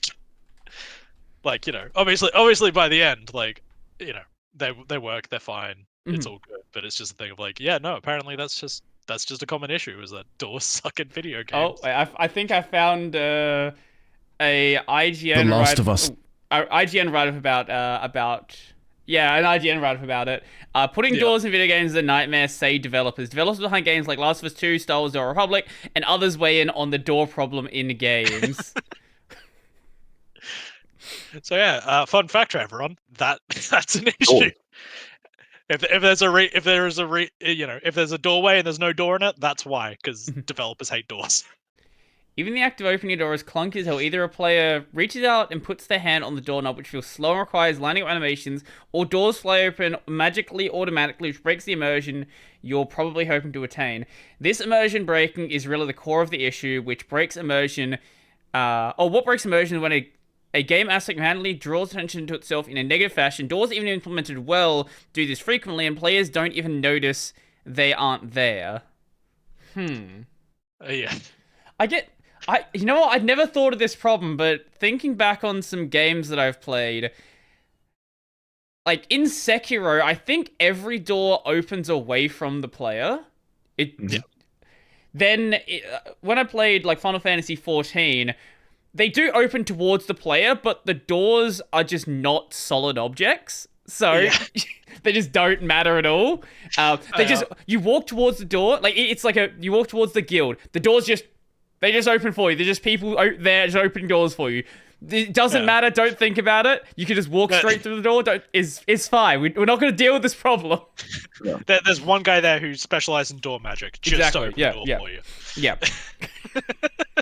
I had never thought of this problem, but I guess... And then VR, you also have the issue of, like, because if you're coming from, like, a traditional game, then most people are not used to having to actually physically open a door in a game either. So, like, they might walk up to the door and be like, oh, the door's locked. Because the door's not opening. It wasn't even that. We had a dude walk up and go, so how do I open it? And we're like... He so far grabbed everything in this room with his hands. And then walked up to the door and said, how do I open it? And we're like, buddy, how do you open a door in real life? And he was like, oh yeah. And just grabbed it, walked straight through. It was just like that mental thing of like, doors. Yeah. Doors. Huh. But it's yeah, funny. no, it's definitely a thing of like VR is kind of the worst of both worlds in that respect. Like, again, like, we have to do a doors update, so we start looking at what other games are doing. You look at something like Boneworks, like all of the doors in that, they're just hinges. Like you don't grab it, you don't do anything, just you physically push the door and it'll naturally swing open. I'm trying to remember what Half-Life Alyx did. They either like didn't have doors, or they have like auto opening doors and stuff like that. Like they had doors because you could push them open with your gun. Oh no, I remember that distinctly. That was Boneworks, or was that? Alex did it too for sure. Yeah, I remember peeking through little rooms, just like I'm not going in there. Any head crabs? Am I about to get jumped? Book it left. But yeah, no, it was one of those things of like, we start looking at what other people are doing, and it's just like, you've got like a myriad of like people who are doing ultra realistic doors where they're physical objects. You have other people who are just like, we're not doing doors. Like our entire game, just a whole bunch of doorways, like no doors in them. And then you have other people who are like, oh yeah, no, it's all animation based. So it's just Black Ops Zombies style, just open it fucking manually. Yeah, I'm thinking like in Skyrim, for example. The only doors that exist are loading screen doors, like doors to go into a building, or it's like an event trigger door. Like you put like the golden claw in the door and it's open. If you're in like any of the castles or anything, I don't think there is a single door inside those buildings except to go back outside. Yeah. It's a pretty cool thing to like, it's like back end like forbidden knowledge that like once you know it you can't unknow it sort of thing. There you go. So now anytime you're showing games to people, look at the doors, see what they did. I'll definitely have to keep that in mind, and that, you know what? I can probably think of some games where they just don't handle doors differently, and they do treat them like physical objects, and it is. Yeah, I can think of a couple of games where I have gotten stuck in walls because they just treated like them actual objects. Yep.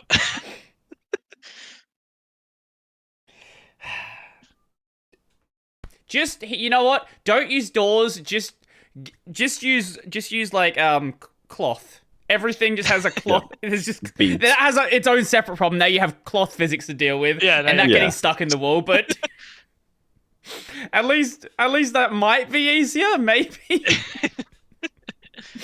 It's funny to combat that, because it was just such a big issue that we had. Mm-hmm.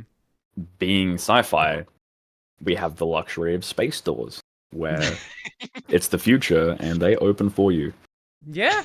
And the only difficulty with that was, A, how do we want them to shut, and B, how long do we want them to take to open? And it was like finding the happy medium in that regard, but like now you don't have to touch them. Most you do is scan your hand near them to like unlock them, and then it just does it for you, because doors. Mm-hmm. You don't want to have the player be able to like walk back to the door and then stand between it as it's closing. Because then you have... Yeah. Shoot them just out into space.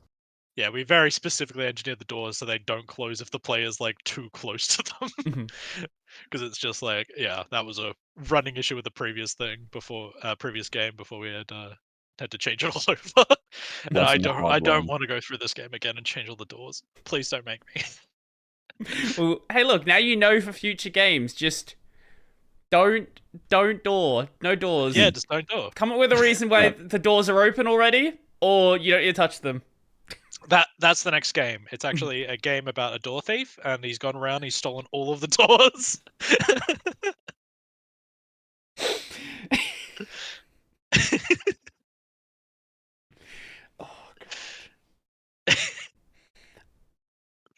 Oh, God. There's so many bad ideas I can think of by just not accepting that this is a problem. Like you could, oh, God, yeah, doors. I was not expecting to learn something about doors today. Do you have any other forbidden knowledge about video games that most people probably wouldn't realize? Oh, it's all held together with sticks and spit. Oh, that's all software. If there's sticks. If there's sticks. The amount of times programming stuff where it's just like, oh, this is working. Why is it working? Oh, yeah. That's all software, though. There's nothing special to games there. True. I don't know about anything specifically that like... I'm just trying to think of stuff that people don't already kind of know about. Like, you know... like people know about things like a lot of AAA games, they have you crawling through gaps because it's just a hidden loading screen. Like things like that are pretty well known now. Yeah. No, I was thinking more like how guns work in video games. How like a lot of guns don't actually fire from where the gun is. No. It's all just like from the center of the screen out, because then that way whatever you're looking at is what you're gonna hit. Yeah, there's definitely a lot of trickery around that. Of like, if you think something works the way it does, it's probably just more the visuals look that way. Yeah, like proning in a shooter as well is always a bit wonky. Like, if you prone based on the actual player body, you get to a point where you're actually not able to prone back as far as people would expect. But so what ends up happening in a lot of games, you end up just clipping halfway back through the wall, because it's just, that's how far players sort of expect to be able to move, even though really it should not happen like that at all. Yeah, like you don't have any colliders on your legs, so your legs are just like half through a door. Yeah. Reload animations are another one that can sometimes look really wonky, and a lot of games end up having different animations for what the player is seeing and what other people are seeing, just because the animations just do not work properly, because again you're often aiming from your face anyway, so if they were to do it properly, things just there's a lot of again, what you're saying. There's a lot of trickery just to make things Yeah. make sense to the player, but also, well, you can get away with a lot more stuff in a single player game, right? Like when you have a multiplayer game, you need to make it make sense to other people. In a single player game, you can do weird things that, look, you don't really have legs. Like you're you're actually just like a floating torso. Like the legs are a whole separate entity. Like just other dumb little things. Yeah. I mean, if you want to see an example of some of the stuff like that, I remember when Cyberpunk 2077 first came out, people were trying to make like third-person mods for it. So like you could run around in third person, and they're just seeing this horribly disfigured being like moving around. But when you're in first person, it's like, oh, this looks fine, and it's just like, no, the arms are like horribly broken and on weird angles. And yeah. If you can't see it, it's not doing what it's meant to be doing. No.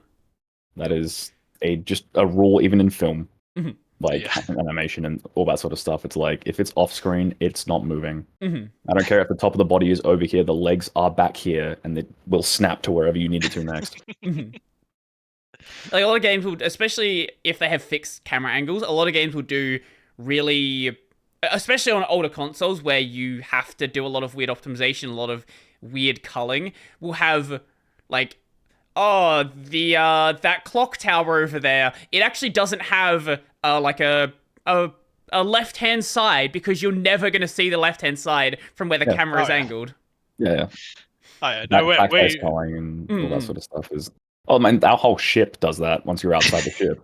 Actually, a really good example I was thinking of is in Kingdom Hearts 3, in the Yozora fight, there's this whole city that you can see around you, and people have used like fly mods to go and look around what's in the city. But a lot of the things that are off in the distance are way bigger than they actually should be. So you have billboards that are like 20 times the size, just so at the distance they are, you can actually still see them. And buildings where things are just weirdly scaled because you're never going to be at that distance, but they want things to look a certain way. And... Or like there's a lot of games that will just use 2D images to fake something being 3D at a distance because you're never going to see it at an angle where you actually can tell that it's not a 3D object. Another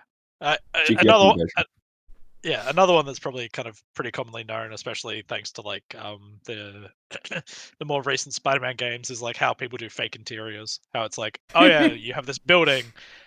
It totally has an interior. It's like, no, that's just 6 images pasted together to resemble a room. Like, I'm sure that room existed at one point, and some dude took some photos and then just pasted them all together so it looks like there's an interior. There's a lot of trickery when it comes to shaders and things like that you can do. Which, like, shaders are basically just a way of like computing materials and textures and stuff like that, and you can do some really cool stuff with them where you can mess with people. There's a way that fake interiors can be done well, and then have you ever seen the fake interiors in the GTA remastered trilogy, in especially San Andreas?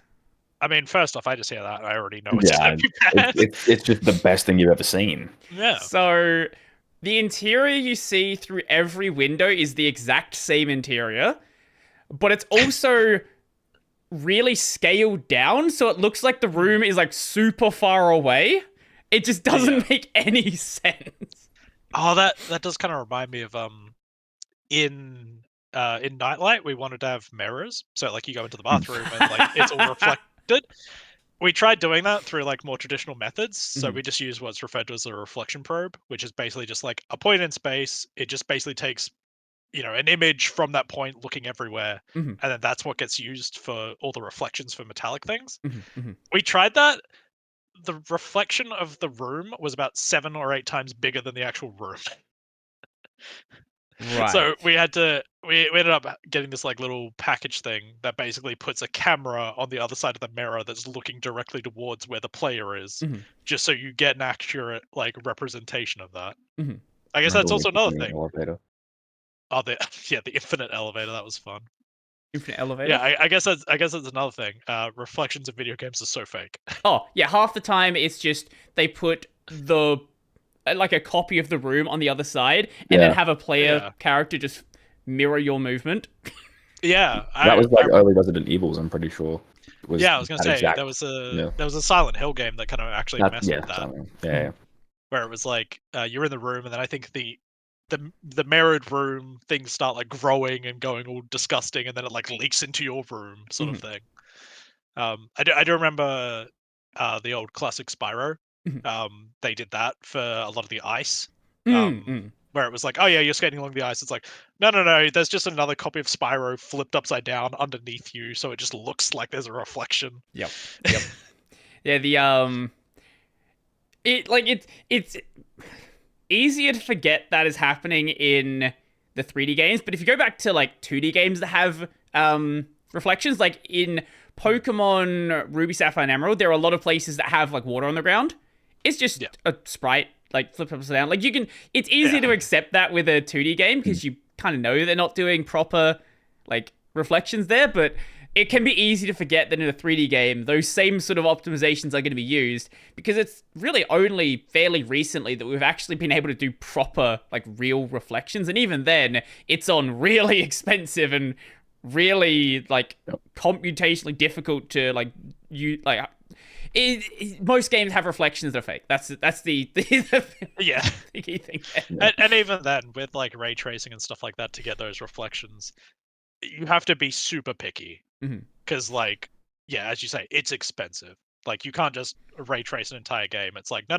Anything that's, like, within, like, a couple of meters, that's ray traced. Anything that's further away, that's just fake. Yep. And even then, like, it might still be cheaper just to do it fake. Like, that's the thing. It's always cheaper to do it fake, but it's just about, like, you know, if it'll look as good or if that's what you're going for. Like, you know, if you're going for a cyberpunk or a Spider-Man aesthetic where everything looks like super really realistic and really nice, then that's just one of those things where you're like, okay, this is going to cost a lot, so we're going to have to make sure that it's not happening that often. But yeah.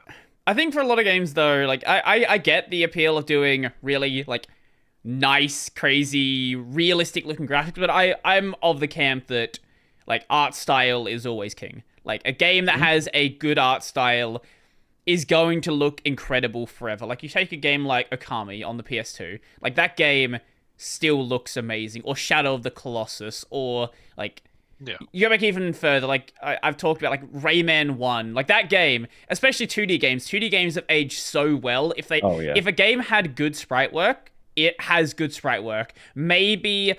like the anime, especially if you go back to like SNES, a lot of like animation stuff may not have been at the level of like modern sprite work, but the sprites themselves still look incredible. Yeah, it's one of those things where it's like, especially like, you know, PS2 era stuff is like what I grew up on. Yeah, same. And then like coming from there, and then looking to now, like. So, like, you think back to like looking at some of those games and like some of the stuff looks better than like some of this more realistic stuff, and it's almost like a trick of the mind in terms of like, as much as it is like obviously lacking in visual fidelity, it still looks better in terms of like it holds up in a, I don't know if it's nostalgia or what.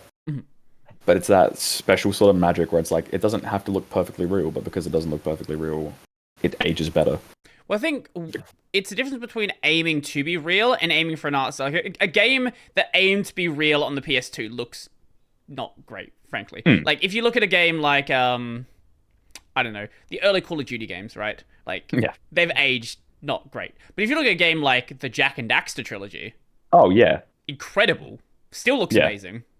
Yeah, poly count isn't as nice as it could be, sure, whatever. But, like, the game had a style it's going for, and a good style is going to be timeless. And what's even better is that they lent into it that hard that they could break it in ways that added to that visual style, whereas, like, modern things are more limiting when it comes to that sort of stuff. It's like looking at the early, I think, like, the original, like, PS1 Crash model. Yes. Like, none of those faces and polygons were actually connected, because then they could like morph him and twist him in like all the fun little ways for him to dance without it like breaking in other ways, Mhm, which is just a really fun behind the scenes little thing of just like, that's wicked. mhm. And I feel like even on that note of just like games with that like fun art style, like the more cartoony sort of very stylized sort of stuff is like, it was almost easier to do that 20, 30 years ago than it is now, because people are expecting, smoother, more high fidelity things. And it's like, where's the sacrifice of, cartoon to like the realistic mix? Like, I think Toys for Bob, like the company that's done like the Spyro remakes and all that sort of stuff, they've done an insane job at like translating that across, and like they've like, in my opinion, they've bloody smashed it. Yeah. But like, it's really that perfection of that like 20-year evolution in style. It's like, it's really, really cool. There's another game that got announced recently, which is going for the PS2 style with today's hardware. It's on my Steam wish list. Hang on, let me turn my monitor back on. But like, I remember sending it through to my friends, and I was like, this looks like it has the potential to be just like an absolute sleeper hit. Because like I'd never heard of it, and then I think it got a publisher. That might be why I got like a notification about it, sort of thing. Like, I think I wishlisted it, surely. Yeah, The Big Catch. It's like release date still to be announced, all that sort of stuff. But like, it is that Jack and Daxter, yeah, I was gonna say, Spyro. It is that exact art style, and they've hit it incredibly. But yeah, it's like, oh, this looks like it, like I've never heard of this game before. Like, why haven't I heard of this like when I was a kid? And it's like, no, it's coming out now. And it's like, Okay, yeah. Right? Yeah, that does look really cool. Like, I'm like, it's very, very intently on my wish list. Like, there's a demo and stuff that's out for it now, which I have been meaning to get to. But like, it's just it looks so perfectly that art style. Like, they've nailed it. Yeah, but it's Like, doing I don't know like how they've done it. it's doing things that just wouldn't have been possible, like levels of movement, loading zones that just you couldn't have done on the hardware. Yeah. So it's using the modern hardware, but keeping that like classic art style. That's so Genius. cool. It's so cool. And yeah, I sent it to my friends, like, yo, sleeper hit of the decade, and then not one of them replied to it, and I was like, oh. They're definitely a sleeper hit. Yeah, that's right, a sleepy hit, but like, it's,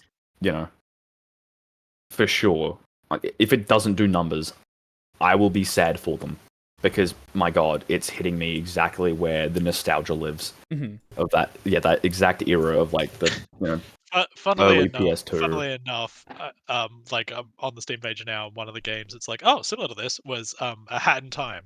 I'm just like, that's the same sort of thing. Like, it's, it's not your like high fidelity, like ultra realistic. It's still got that like kind of bit more of a nostalgic aesthetic. But yeah, just using like modern hardware and stuff like that. I just noticed who one of the $3, publishers was. Xseed Games, who do the Senna and Kagura games. Sure, okay, why not? I mean, it takes money to make a game. That's true. That's where it comes from. Sometimes you can't be picky.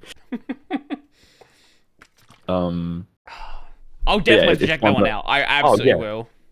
Yeah, like, it was just that thing of like that perfect nostalgia, and it was like it was just the perfect chance to bring it up. It was like they're making the most of today's technology and taking advantage of the nostalgia of 20 years ago. It's like, it's crazy. Yeah, that's really cool. I'm very happy to know about that. We're coming up on the 2-hour mark, so it's it's about time to end off the show. Fair enough. So, I guess let people know where they can find the game, where they can find all the stuff about the studio. Yeah. We're Fringe Realities, as previously mentioned. We're at Fringe Realities on, I think, Facebook, Instagram, Twitter, TikTok, technically, but we haven't posted anything there for too long, and I need to get back on that. The YouTube as well? Yes. Yep. YouTube. Thank you. Yep. You know, all the big ones. Mhm. We've got a link tree which you can go to, and all of our stuff's, you know, in there. Mhm. Steam has, like, we've got a developer page. Mhm. So Project Nightlight, the demo for Project Nightlight, and Project Nova are all there, you know, ready for either wish listing or purchase. Mhm. Nova is currently only wish listable, but hopefully we're going to have a demo coming out either late this year, early next year. You know, depending on how things go. Mhm. If you know, if the fates align, fingers crossed, it'll be, you know, soonish. Yeah, we, yeah, are there, and yeah, you can find LinkedIn as well. We're on LinkedIn. Yeah, just Yeah. Google us. You'll find us. Yeah, you'll find us eventually. Or Yeah. Twitter is probably the easiest one because it's got the link tree, so you can Yeah. follow us wherever you prefer your socials. Do you have any plans to demo the game at any upcoming cons, or are you done for the year? I think for now we're done for the year. Mhm. It's a game that is, you know, not exactly designed for convention play. Right. Which, you know, is just the nature of making a narrative long form VR game. So that, you know, if you want people to get enough of an experience out of it, it's, you know, typically kind of like we had at AVCON. Like, you got people waiting for like 15 minutes while other people get a decent chunk of sort of playtime. And PAX is just huge. Like, we'd love to go, but it's that thing of having it actually in a spot where it's convenient for people, as well as enough time for people to actually play and enjoy it. It's going to be that thing of, you know. But yeah, and then I think there's a showcase thing that we might be featured in soonish. But, you know, I don't have all the details on that yet, so I won't go committing to anything. Yeah, no, it's exciting times. Awesome. Anything else you want to mention, or is that pretty much it for you guys? Play indie games. Fair enough. Play our game specifically. That one, you know. As well as, you know, thank you for having us on. It's been Absolute pleasure. really It was awesome just amazing meeting you having a guys. chat with you. Yeah. We'll do my outro and then we'll finish it off. So, go check out my main channel. That is Brody Robertson. I do Linux videos there 6-ish days a week. I've got my gaming channel, Brody on Games. By the time this comes out, I might be done with Devil May Cry 4. I don't know if I'll still be playing Kingdom Hearts. Maybe I finally start playing Elden Ring. It's possible. It'll happen eventually. And if you're listening to the audio version of this, you can find the video version on YouTube at Tech Over Tea. If you want to find the video release, wait, no, I did that. If you want to find the audio release, I've done this like 200 times. I still can't do my outro. If you want to find the audio release, go to your favorite podcast platforms. There is an RSS feed, and put it in your favorite app. I'll give you guys the final word. How do you want to end us off? What do you want to say? Gabunatory, is that the one? Is that the word? No. What is that? I was just gonna go so long and thanks for all the fish, but yeah, sure. Yeah, I mean, good afternoon, good evening, and good night. Fair enough.